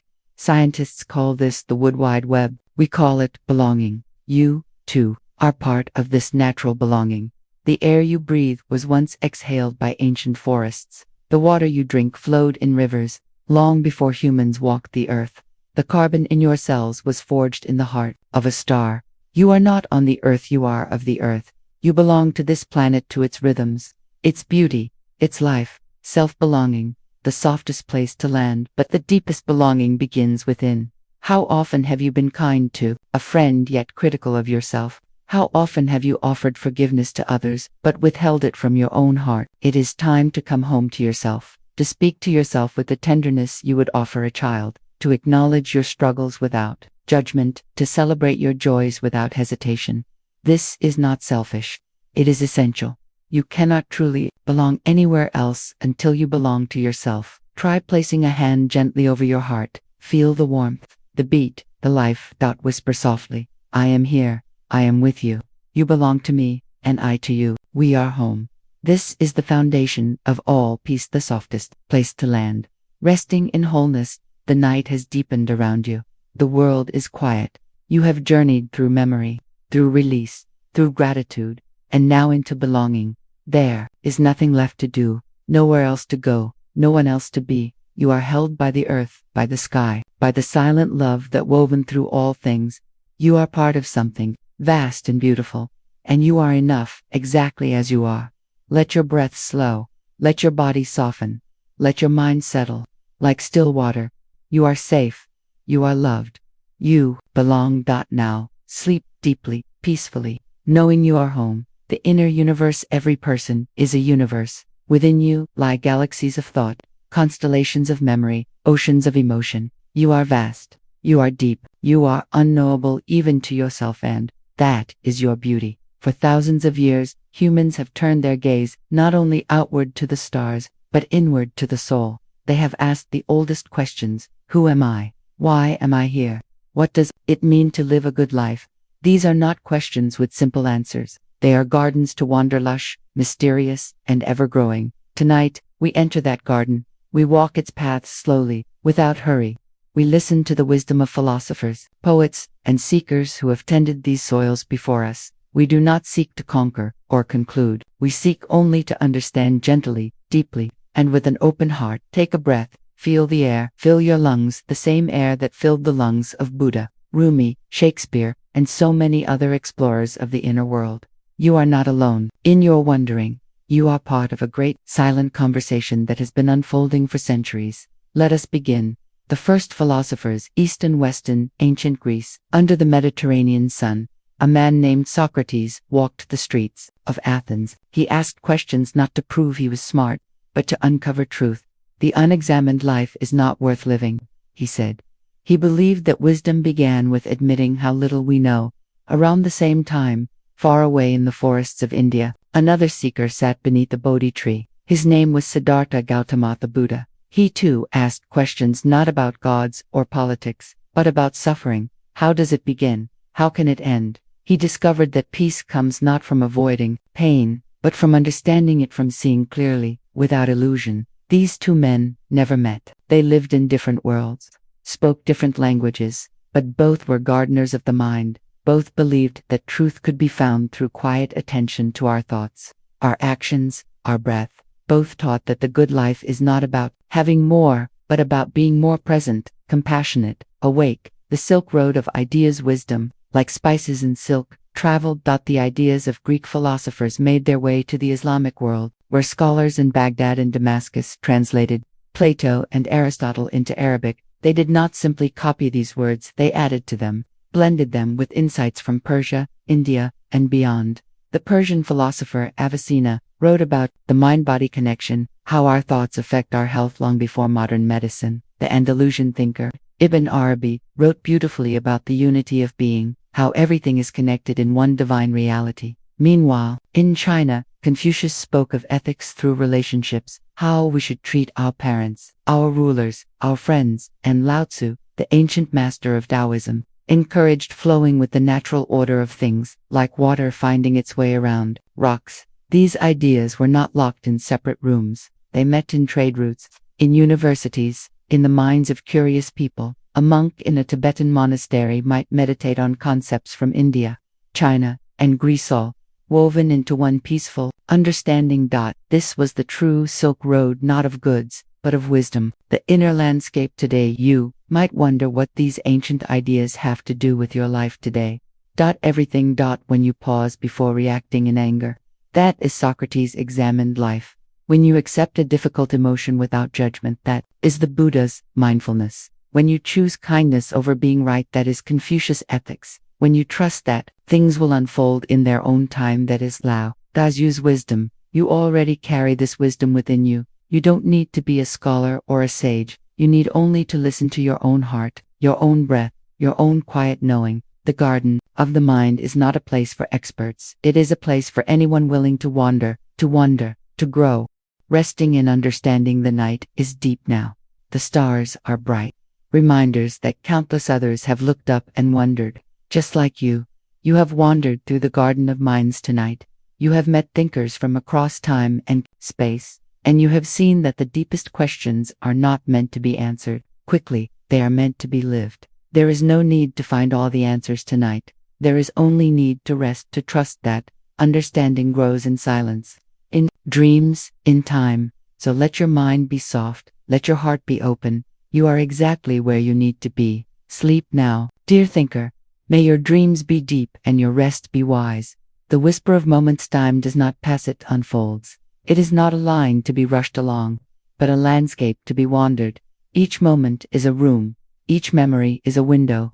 Each breath is a step deeper into the mystery of being. We often speak of time as if it were against us, slipping away, running out, being wasted. But what if time is not our enemy, but our teacher? What if it offers not scarcity, but depth?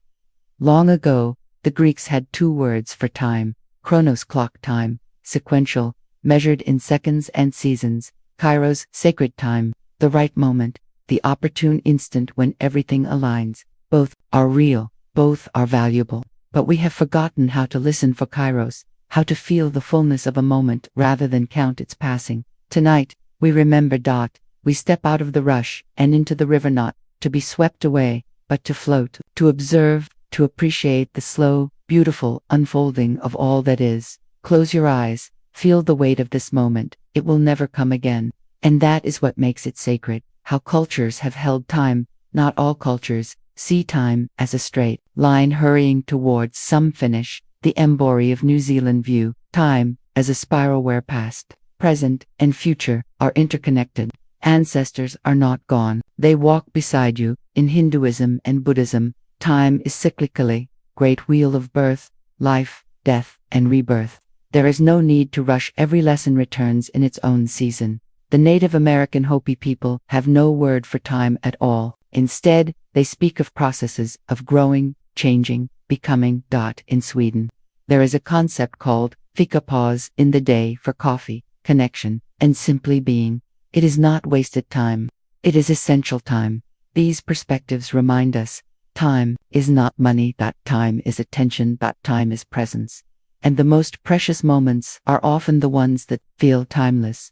The wisdom of slowness in nature. Nothing is rushed. A mountain takes millions of years to form. A tree grows slowly, rings expanding in silent patience. A river carves a canyon, not through force, but through persistence. We can learn from this. The Japanese practice of Shinrin-yoku forest often invites us to walk slowly among trees, absorbing the calmness of the natural world. In Italy, the slow food movement resists fast culture, encouraging meals prepared with care, eaten with joy, shared with love. Even in our own lives, slowness can be revolutionary. Reading a book without checking your phone. Sipping tea without multitasking. Listening to someone without thinking of your response. These are acts of temporal courage, choices to step out of the stream of hurry and into the pool of now, time and memory. Weavers of the self. Who would you be without your memories? They are not just recordings of the past, they are active weavers of your identity. Neuroscientists say that each time we remember something, we reshape it slightly. We are, in a way, storytellers of our own lives.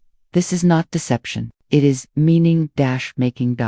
We take the raw material of our experiences and weave them into a narrative that helps us understand who we are. And just as a river smooths rough stones over time, so too does memory soften pain, enhance joy, and reveal patterns we couldn't see in the moment.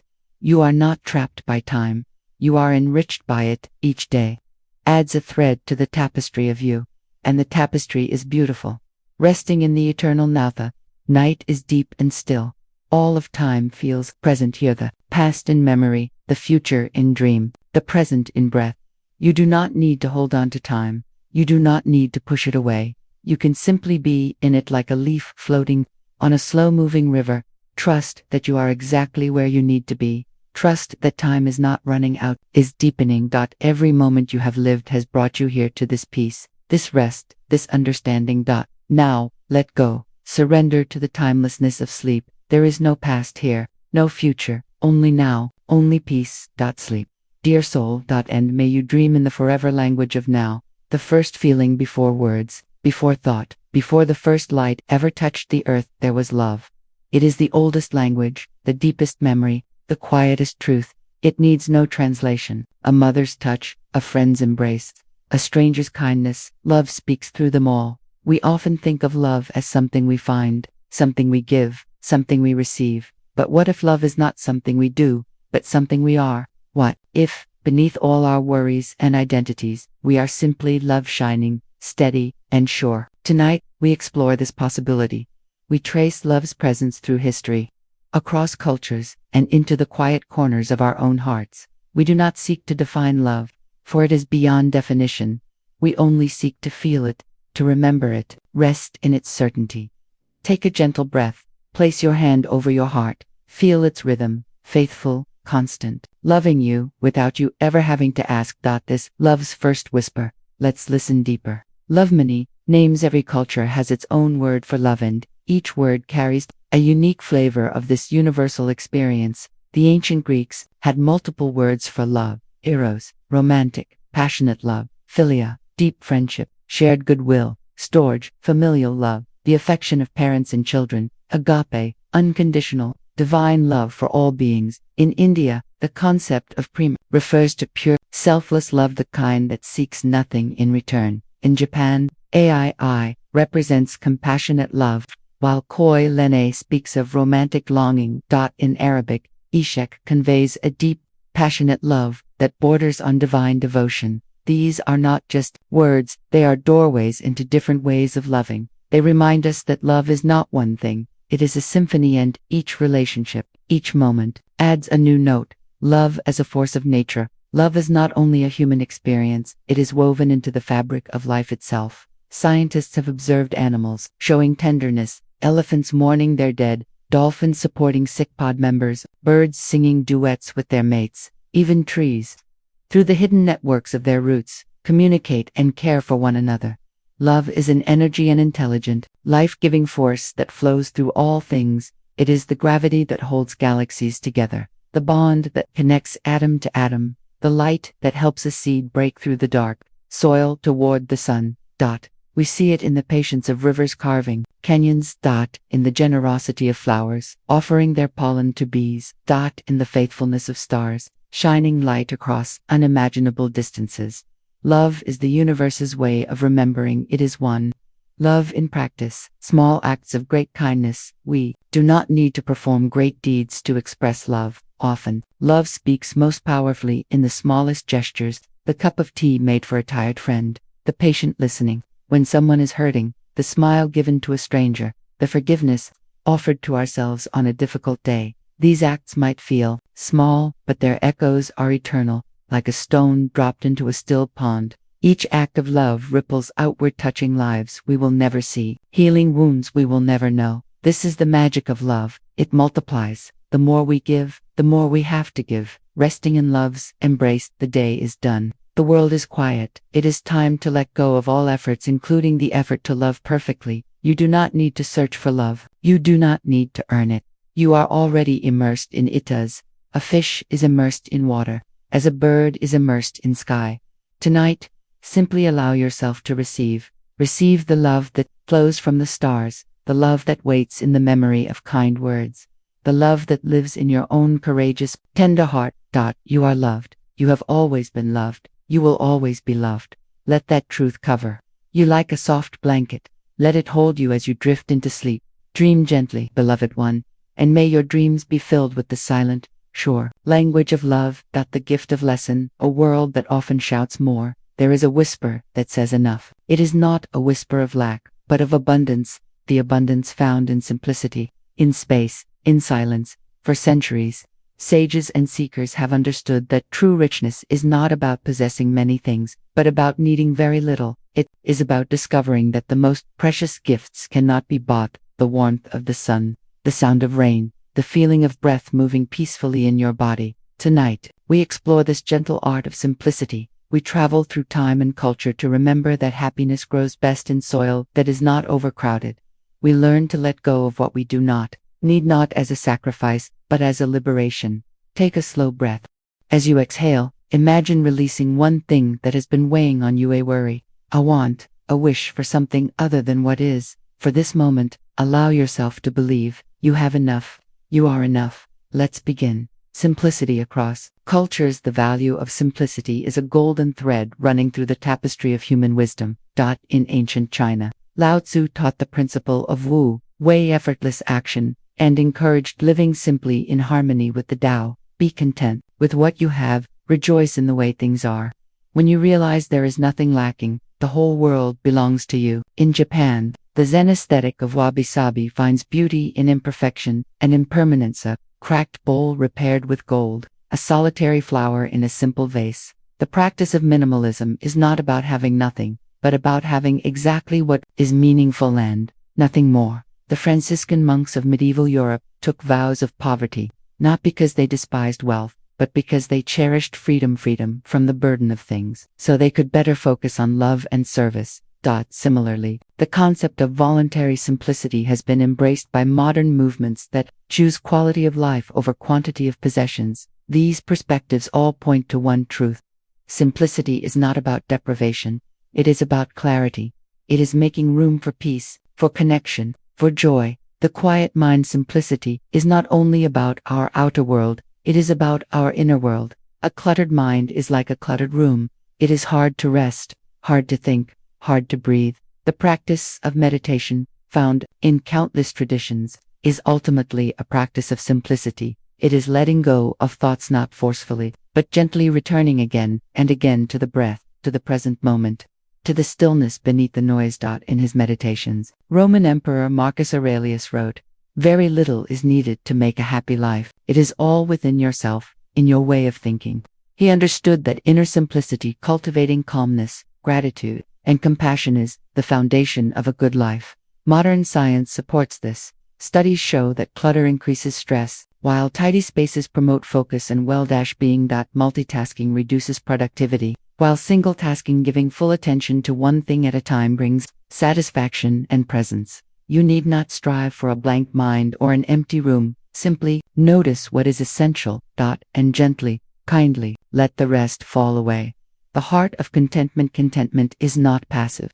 It is a courageous act of saying yes to the present moment. It is not settling.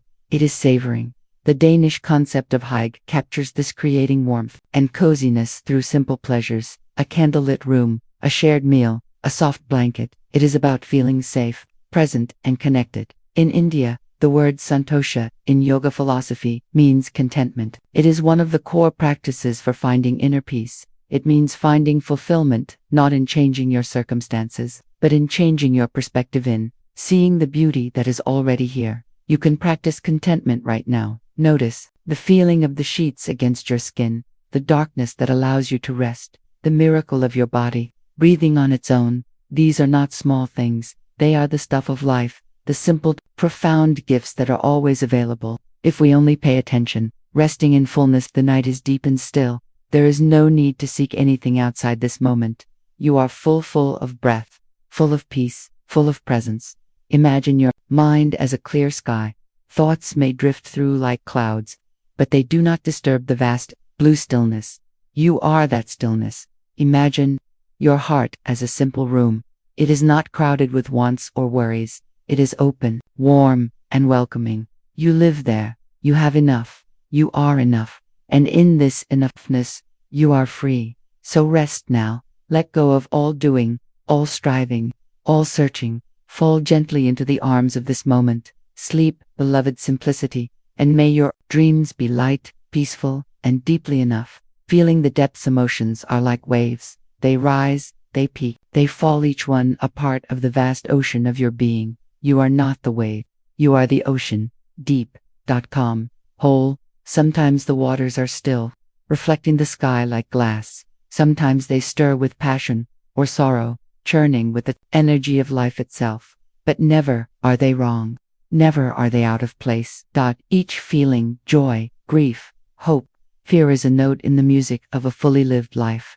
Tonight, we will not run from emotion. We will not judge it or cling to it. We will simply observe it with kindness, with curiosity, with the gentle understanding that every feeling has something to teach us. You are safe here. You are held. You are allowed to feel everything. Take a breath. Place a hand on your heart, and let's journey inward together. The language of tears are not a sign of weakness. They are a language, one of the most honest we possess. Across cultures and centuries, tears have been recognized as sacred. The ancient Egyptians believed tears held cosmic power. The god Adam wept, and from his tears, humanity was born. In Judaism, tears are said to open the gates of heaven. In Japan, there is a tradition of ruikatsu, tear-seeking, where people gather to watch emotional films and cry together, releasing shared sorrow in a safe space. Tears of grief, tears of joy, tears of relief. Each has its own chemistry, its own story. Scientists say emotional tears contain stress hormones, literally releasing pain from the body. So when you cry, you are not breaking, you are healing. You are returning to balance, like rain washing dust from the air. It's okay to cry. It's okay to feel. You are not alone in your tears. Every person who has ever lived has known what it is to cry in the dark, and every one of them was beautiful in their vulnerability. The many colors of joy is not only laughter and celebration. It is also quite a soft light that glows in the heart, even on ordinary days. The Dutch have a word, gezellige, feeling of cozy togetherness, warmth, and comfort. The Spanish say sobremesa, the time spent talking and lingering at the table after a meal. savoring connection. The Inuit word ikswarpak describes the anticipation of joy, that restless feeling while waiting for someone you love to arrive. Joy lives in small moments: the smell of rain on dry earth, the weight of a sleeping cat on your lap, the first sip of warm tea on a cold morning, the memory of a kindness you once received. You don't need to wait for big events to feel joy. It is here, now, in your breath, in your heartbeat, in your ability to notice beauty. Joy is not something you find, it is something you remember. It is your natural state, when you let go of everything else. The courage to be tender. We sometimes believe that being strong means being hard, unshaken, unmoved, untouched by emotion. But true strength is tenderness. It takes courage to stay open, to love knowing you might lose, to hope knowing you might be disappointed, to care even when it hurts. In Portugal, the word saudade describes a bittersweet longing for something or someone loved and lost. It is not just sadness, it is also gratitude for ever having loved at all. That is tenderness, that is courage. You have been tender, you have loved, you have tried. That is not weakness, that is your greatest strength. And tonight, you can rest in that truth, letting feelings flow. The night is here, soft, dark, and accepting. There is no need to hold on to any feeling tonight. You can let them all flow like a river moving toward the sea. Imagine each emotion as a leaf floating on that river. Watch as joy drifts by, then sorrow, then peace. You are not the leaf. You are the river, come, deep and endless. You are held by something greater than any single feeling. You are loved exactly as you are, full of light, full of shadow, full of life. Now, let your body relax. Let your heart be soft. Let your mind be still. You have felt deeply today. That is enough now. It is time to rest, sleep, emotional being. You are beautiful in your complexity. You are whole in your feeling. You are forever held in the ocean of love, bending, not breaking. There is a strength that does not shout. It does not stand rigid against the storm. Instead, it sways like a reed in the wind, rooted deeply, bending so it does not break. This is resilience. It is not about avoiding pain or never falling. It is about how we reach softer, wiser, more compassionate than before. It is the quiet understanding that we are shaped not by what happens to us, but by how we hold what happens. You have been shaped by joys and sorrows, by losses and loves, by all the moments that have made you who you are. And here you are, still breathing, still feeling, still capable of hope. That is resilience. And it is beautiful. Tonight, we honor that strength in you. We explore how hearts heal, how spirits mend, and how light always finds its way through the cracks. Take a gentle breath in, and as you exhale, release any need to be anything other than exactly where you are. You are growing even when you can't see it, especially when you can't see it. Resilience across cultures. Every culture has its own understanding of resilience, often woven into story, song, and ceremony.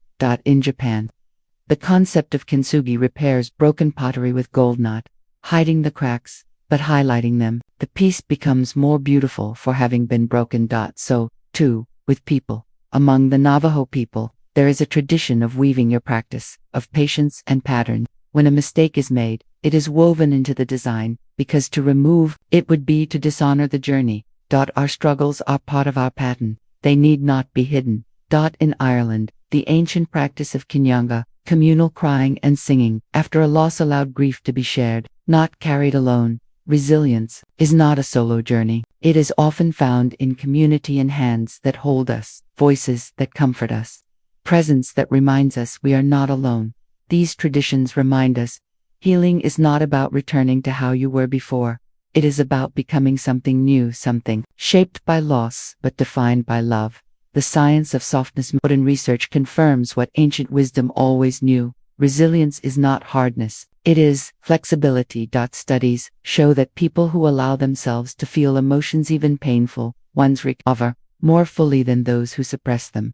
Tears release stress, vulnerability builds connection, self-compassion increases emotional strength. Neuroplasticity, the brain's ability to reorganize itself, means that every time we choose kindness over criticism, hope over despair, connection over isolation, we are literally rewiring our minds toward resilience. That is not something you are born with, it is something you practice.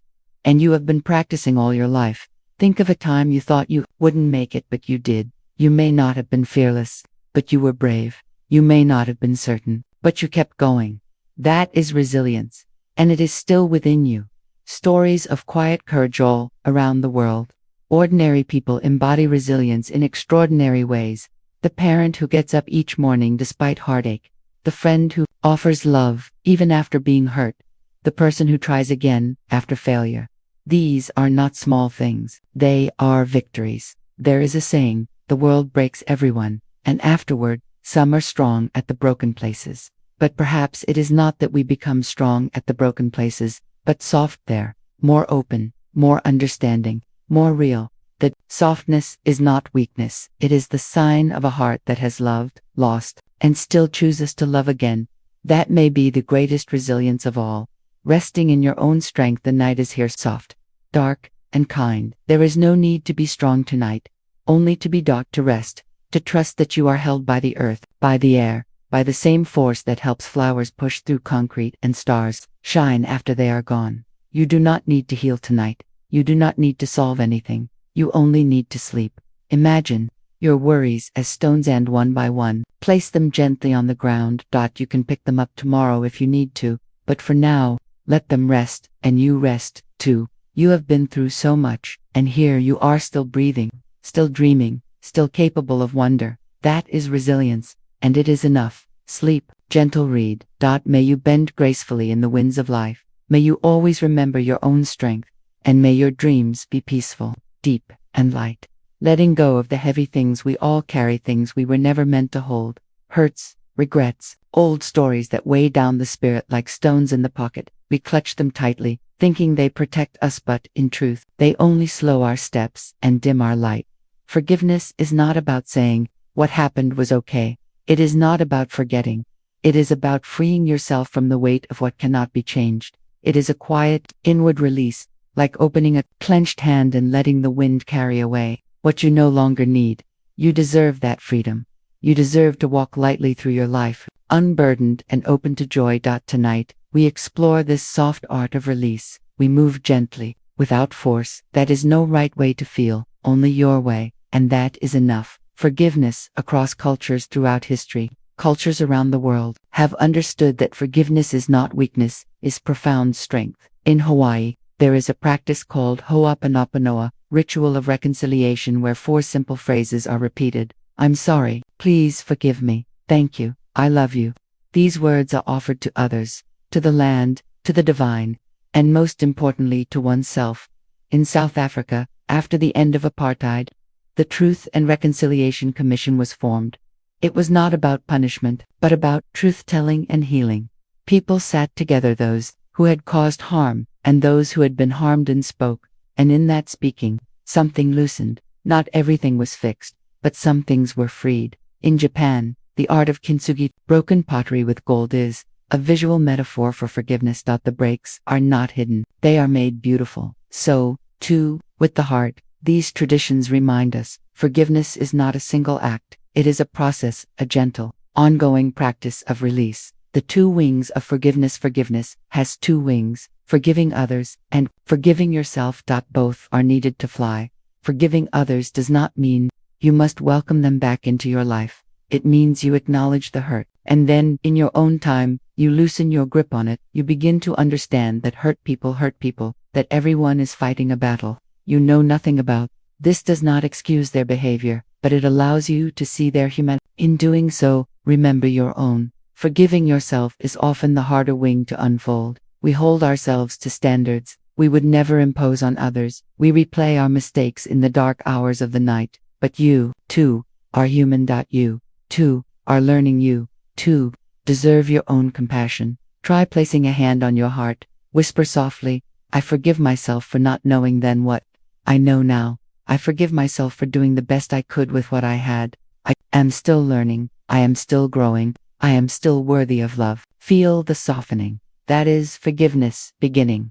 Forgiveness as a gift to your future self. When we forgive, we are not changing the past, we are changing the future. We are creating space for new stories, stories of connection, of peace, of possibility. Think of forgiveness as a gift. You give your future self a lighter heart, a quieter mind, a more open spirit. You are not doing it for anyone.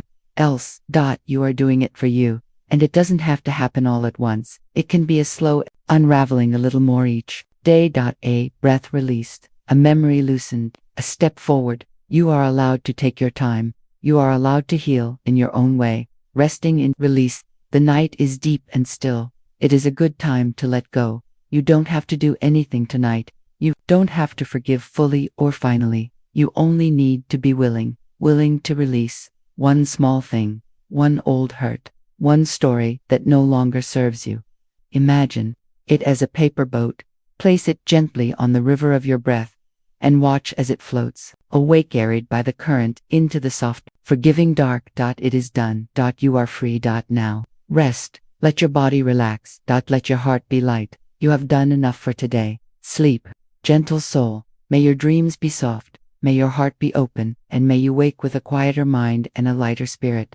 The stillness beneath the surface of your thoughts, beneath the rhythm of your breath, there is a place of perfect peace. It is always there, quiet, constant, untouched by the changing seasons of your life. You do not need to create it. You only need to remember it. This is your inner peace. It is not something you must earn or achieve. It is your birthright, a deep, calm lake within you, reflecting the sky no matter what storms pass above. Sometimes the world grows loud, worries swirl like wind, emotions rise like waves, but the lake remains still, clear, and deeply peaceful. You can return to it anytime. You are returning to it now. Take a slow breath in, and as you exhale, imagine sinking beneath the surface of thought, into stillness, into silence, into peace. Inner peace across traditions. The understanding of inner peace is woven through the wisdom of all cultures. In Buddhism, it is called shamathakam, abiding, a mind that rests naturally, without effort. In Christianity, it is referred to as the peace that passeth all understanding, a divine quietude that exists beyond human worry. In Islam, Sakina is the tranquil presence of the divine in the heart, especially in moments of prayer or remembrance. The Japanese practice of Shinrin-yoku, forest bathing, invites people to absorb the quiet wisdom of nature, finding peace among trees that do not rush, rivers that do not strive, and mountains that simply are. In India, the ancient Vedas speak of Santya, peace that exists within and all around, connecting each soul to the universal stillness. These are not different pieces, they are different paths to the same peace, the peace that is already within you. You need not follow any particular tradition to find it. You need only be willing to be still. The practice of presence, inner peace, is not found in changing your life, but in changing how you meet each moment. It is the practice of presence, of noticing what is here, right now, without judgment. You can practice now. Notice the feeling of the sheets against your skin, the sound of your breath moving in and out, the weight of your body resting on the bed. These are simple things, but in noticing them, you anchor yourself in the now. And the now is where peace lives. Thoughts will come. Let them. You don't have to follow them. Imagine they are clouds passing across the sky of your awareness. You are the sky, vast, calm, and unchanging. This is not about emptying the mind. It is about resting in the awareness that holds the mind. You are that awareness, and you are deeply, inherently peaceful. Peace as an act of kindness. Cultivating inner peace is not a selfish act. It is one of the kindest things you can do for the world. A peaceful heart radiates calm. It speaks softly. It listens deeply. It responds rather than reacts. Think of someone you love. When you are centered and calm, you can offer them your full presence, not your worry, not your distraction, but your true attention. That is a gift, and it begins with giving that same gift to yourself. You deserve your own kindness. You deserve your own peace, and by honoring that, you become a quiet refuge for yourself and for others. Returning home to peace. A day is done. The world is quiet. It is time to return home to the peace within you. You don't need to search for it. You don't need to create it. You only need to allow it. To trust that it is here, beneath the thoughts, beneath the feelings, beneath the stories. You are that peace. You have always been that peace. So tonight, let go. Let go of doing. Let go of trying. Let go of trying. Let go of everything, except the gentle rhythm of your breath, the soft darkness behind your eyes, the quiet hum of aliveness in your cells. This is enough. You are enough. Rest here. Sleep here. In the quiet center of your own being. May your dreams be gentle, may your heart be light, and may you wake remembering the peace that you are. The day's gentle descent of every story finds its end, every journey returns home, every day yields, at last, to the tender embrace of night. This is not an ending of loss, but of completion, like a final chord in a lullaby, a last brushstroke on a painting, a quiet sigh after a day well lived. You have traveled far tonight through memory, emotion, history, and thought. You have wandered inner landscapes and outer worlds, and now, it is time to gently gather all that you have found and bring it back to the quiet within. There is no need to hold on tightly, no need to remember everything. The most important things, the feelings of peace, connection, and warmth have already settled deep within you, like seeds planted in soft soil. Now, we prepare to rest, not with haste, but with reverence, for the night is a sacred space, a time for healing, for dreams, for silent growth. Take a slow, deep breath in, and as you release it, feel yourself settling like sand sinking in still water.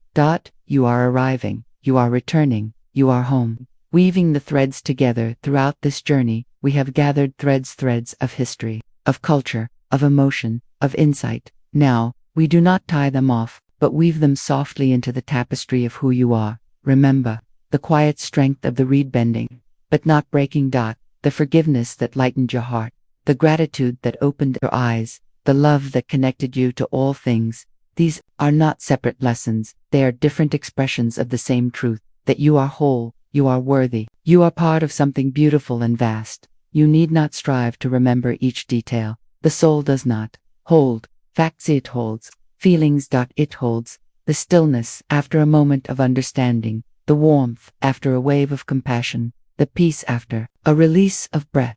These have become part of you. They will remain, like starlight remaining long after the star itself is gone. The art of gentle release. As we near the end, we practice one final release, the release of the journey itself. Just as a river must eventually release its water to the sea, so too must we release this shared experience.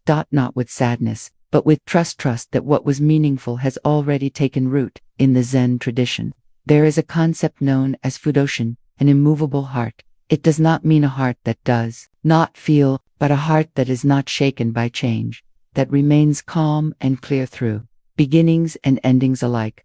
You can cultivate this calm now. With each exhale, release any need to cling to the stories, the ideas, even the peace you've felt. Trust that silence awaits, and in silence, everything essential remains. This is the deep wisdom of the night. It does not ask you to achieve, to remember, or to become. It only asks you to be, to rest, to surrender, embracing the dark as a friend. So often, we see darkness as something to fear, avoid, an absence. But in nature, darkness is not empty. It is full of rest, full of renewal, full of unseen growth. Seeds germinate in the dark, bodies heal in sleep, dreams weave their tales beneath the surface of awareness. The night is your ally. It holds you in a soft, non-judgmental embrace. It asks nothing of you. It gives you everything: rest, repair, and the gentle gift of forgetting for a while. You can let go now, into the dark, into the quiet, into the deep, knowing silence that has been waiting for you all along. The gift of rest. The world outside is growing still. The moon rises, full and gentle. Stars sparkle like distant promises, and you are here, in the softest moment of all. The moment between waking and sleep. There is nothing more to do, nowhere else to go, nowhere else to go, no one else to be. You have journeyed deeply, you have felt fully, you have remembered your wholeness. Now, it is time to trust. Trust that your body knows how to rest, your breath knows how to calm, your heart knows how to open, and your spirit knows how to dream. So close your eyes, let the silence hold you, let the darkness nourish you. You are safe, you are loved. You are home. Sleep now, dear traveler. End. May your rest be deep, your dreams be sweet, and your awakening be gentle. The kindness of the night. There is a kindness in darkness that the day never knows. It does not ask you to see, it does not ask you to achieve, it only asks you to be, to rest, to let go. Night is not an emptiness, a fullness, a presence, a soft velvety embrace that holds the whole world and you in it.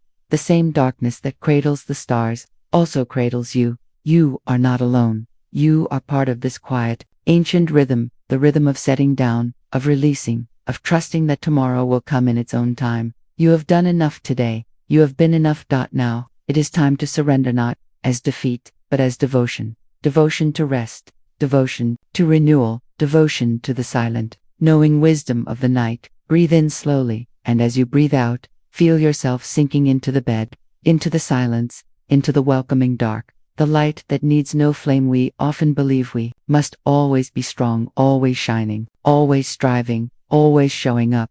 But even the sun knows when to set. Even the moon waxes and wanes. You too are allowed to rest. You are allowed to be soft. You are allowed to trust that even when you are not shining, you are still sacred. There is a light that does not come from effort.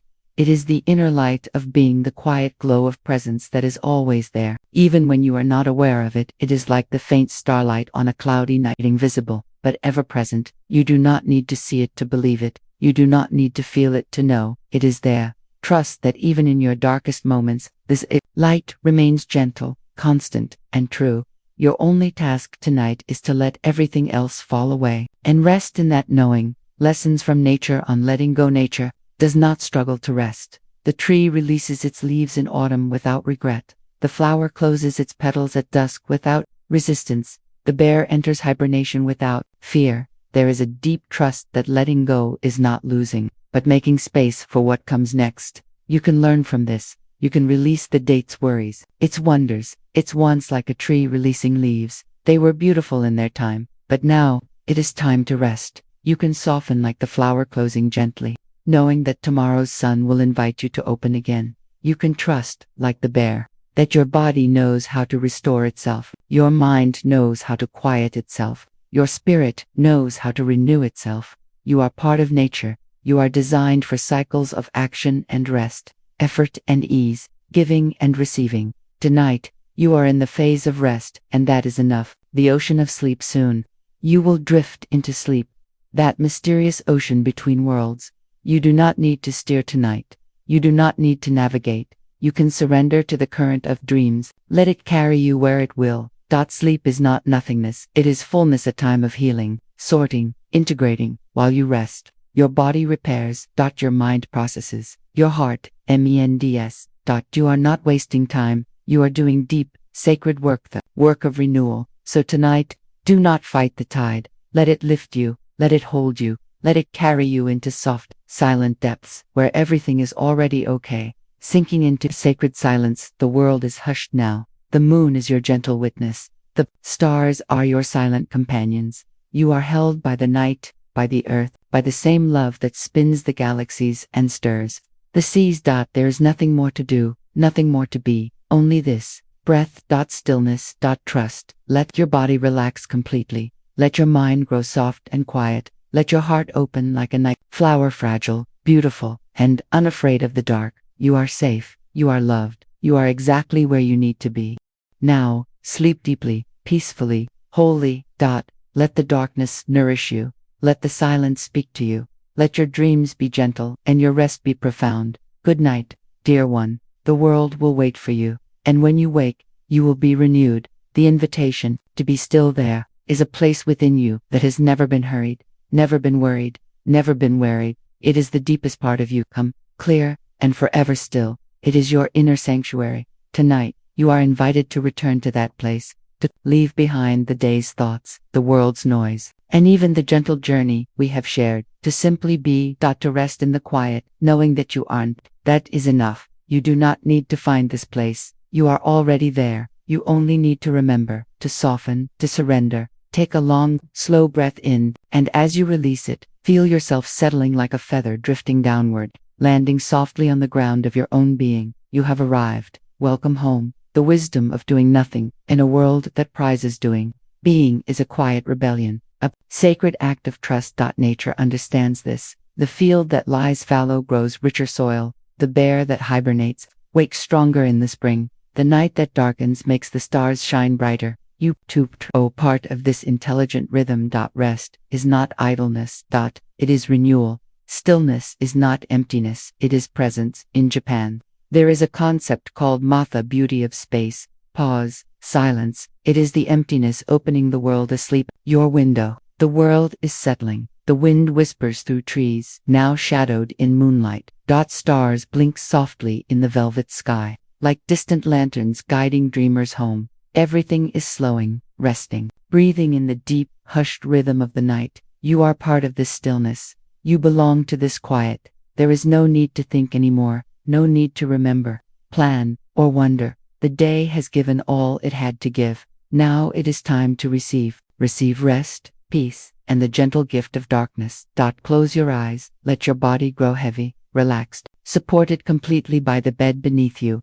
You are held by the night, by the silence, by something ancient and kind that has always watched over those who sleep. Breathe in, slowly. Breathe out, even more slowly, and as you do, feel yourself merging with the quiet around you. You are becoming the night. Soft, boundless, at peace. The light in the dark. It is in darkness that we often find the deepest light, not a light that shines from outside, but a glow that comes from within. It is the light of awareness, itself quiet, constant, and loving. You may have felt it before in moments of sudden clarity, in waves of compassion, in the stillness after a heartfelt sigh. This light is not yours alone. It is the same light that has guided poets, healers, and lovers throughout time. It is the light of connection, the silent understanding that we are all part of one whole. You don't need to search for this light tonight. It is already here, in your willingness to rest, in your courage to let go, in your open-hearted presence. It is the soft glow behind your closed eyelids, the gentle hum of life within your cells, the quiet love that needs no reason. Trust this light. Trust yourself. You do not need to see it to know it is there. Sometimes, the most real things are felt rather than seen. The ocean of rest. Imagine your mind is a vast, calm ocean. On the surface, thoughts may sometimes ripple like waves, stirred by the wind, but deep below, there is a stillness that never changes, a profound, peaceful depth where nothing is disturbed. You can return to that depth anytime. You are returning now with each breath. You sink deeper, deeper into relaxation, deeper into tranquility, deeper into the core of your own being where everything is already whole, already healed, already calm. This is your true nature, not the passing waves of worry or thought, but the endless, serene ocean beneath. You are that ocean. You are that peace. And tonight, you are floating effortlessly in your own depths, carried by the current of trust, cradled by the waters of rest. There is no effort here, only allowing, only being, only breathing. Lessons from the moon. The moon does not strive to shine, it simply reflects the light it receives effortlessly, gracefully, in perfect rhythm with the cosmos. You, too, can learn from the moon. You do not always need to generate your own light. You can reflect the light that is already around you, the love of others, the beauty of nature, the stillness of the night. You can also embrace your phases, times of fullness and times of quiet, times of visibility and times of retreat. All are natural. All are beautiful. All are part of the cycle of being human. Tonight, you are in a phase of quiet reflection. Of turning inward, of receiving rather than giving. And that is exactly what you need. That is exactly where you are meant to be. Merging with the dream world, the veil between worlds is thinning now. Waking life is softening into dream. Thought is dissolving into sensation. Time is yielding to eternity. You are drifting, floating, spiraling gently into the realm of sleep. There is no need to resist, no need to control. You can trust your body.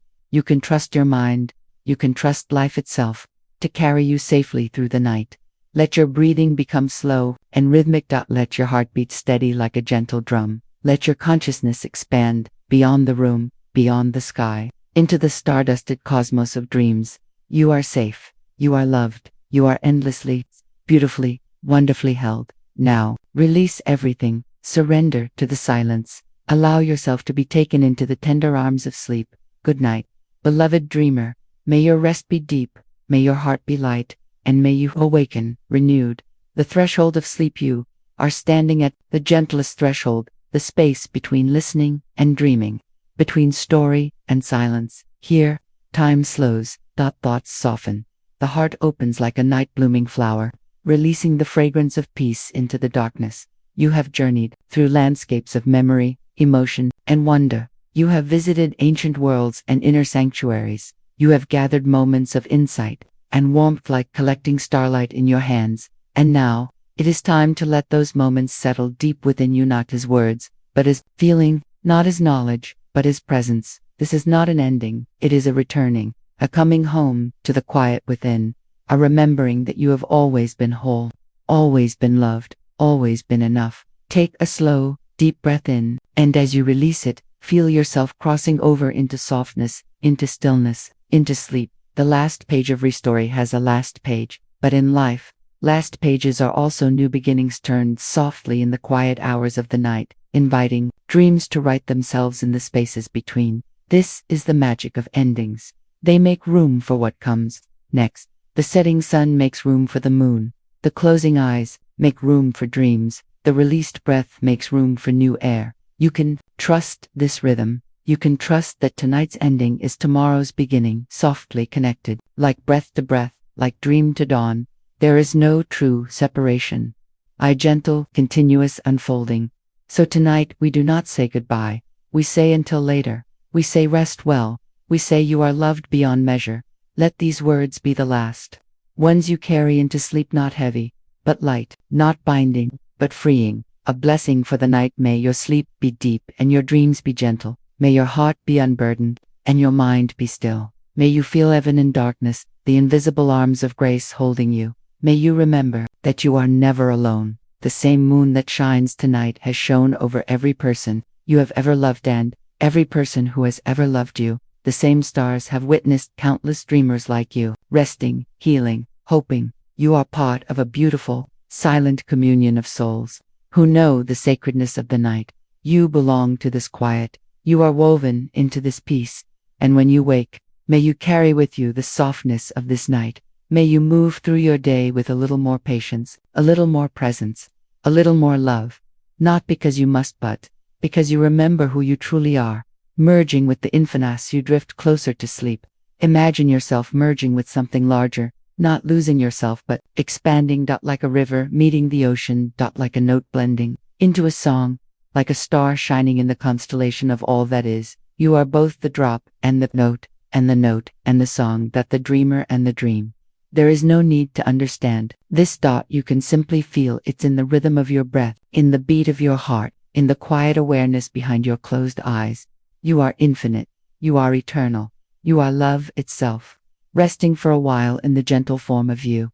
The final letting go. Release everything. The stories, the words, the guidance. Let them fade like echoes in a peaceful valley. You do not need them anymore. All you need is here in the silence, in the darkness, in the loving awareness that remains when everything else falls away. You are safe. You are held. You are home. Let your body relax completely. Let your mind dissolve into dream. Let your spirit expand into the boundless night. Sleep now, dear one. Let the universe breathe for you. Let the stars sing you lullabies older than time. Let your soul remember what it has always known. You are loved. You are blessed. You are peace. Good night. The entire world is settling now. Mountains rest under blankets of mist. Oceans sway in moonlit rhythm. Forests hum lullabies through pine and leaf. Every creature, every being is turning inward, toward silence, toward peace, toward the soft embrace of the unseen. You are not alone in this stillness. You are part of a great, dreaming whole. The same quiet that holds the sleeping sparrow holds you. The same darkness that cradles the distant star cradles you. You are woven into the fabric of the night, a necessary, beautiful thread in the tapestry of all that is. There is no need to do anything, no need to be anything. You can simply allow a world to dream with you, breathe with you, be with you. Close your eyes, feel the presence of the infinite, gentle, kind, and deeply, deeply peaceful. These are the last words I will offer you tonight, not because there is nothing left to say, but because some things are better felt in silence. Some truths are too deep for language. Some peace is too vast for sound. So, let these words be soft, like feathers landing on still water. Let them be gentle, like a hand brushing your forehead in love. Let them be light, like the final notes of a song fading into memory. You are enough. You have always been enough. You will always be enough. Nothing you have done or left undone changes your worth. No thought you've thought, no feeling you've felt, makes you less whole. You are complete. You are loved. You are on, that is everything. A litany of peace. May your mind find rest. May your heart find ease. May your body find deep and nourishing sleep. May your dreams be landscapes of kindness. May your subconscious weave stories of healing. May your soul remember its eternal nature. May you feel even in sleep the presence of love surrounding you, not as a thought, but as a feeling, not as an idea, but as a truth. May the weight of the world lift from your shoulders. May the noise of the day soften into silence. May the boundaries of yourself expand into oneness. May you know, in your bones, that you are safe, that you are held, that you are never, ever alone. This is my prayer for you, not spoken to any ear but yours, not asked of any power, but life itself. And life always says yes, merging with the divine dark. There is a divine darkness, a fertile, intelligent, loving void from which all things emerge and to which all things return. It is not empty, it is full of potential, full of presence, full of peace. You can trust this darkness, you can surrender to it, not as loss, but as homecoming. Let it hold you, let it heal you, let it remind you of what you have always been. You are not just a body, you are not just a mind, you are awareness itself, timeless, boundless, and free. And tonight you get to rest in that truth, fully, completely, without reservation. The final breath. Let go of these words. Let go of my voice. Let go of everything except the feeling of being here, breathing, resting, being. You are ready to sleep. Your body is heavy. Your mind is quiet. Your heart is open. The world is dreaming with you. The universe is breathing with you. Love is holding you. There is nothing more to say. Only silence. Only peace. Only you resting in the arms of eternity. Sleep now, beloved soul. May your night be soft, your dreams be sweet, and your awakening be gentle. You are home. Good night.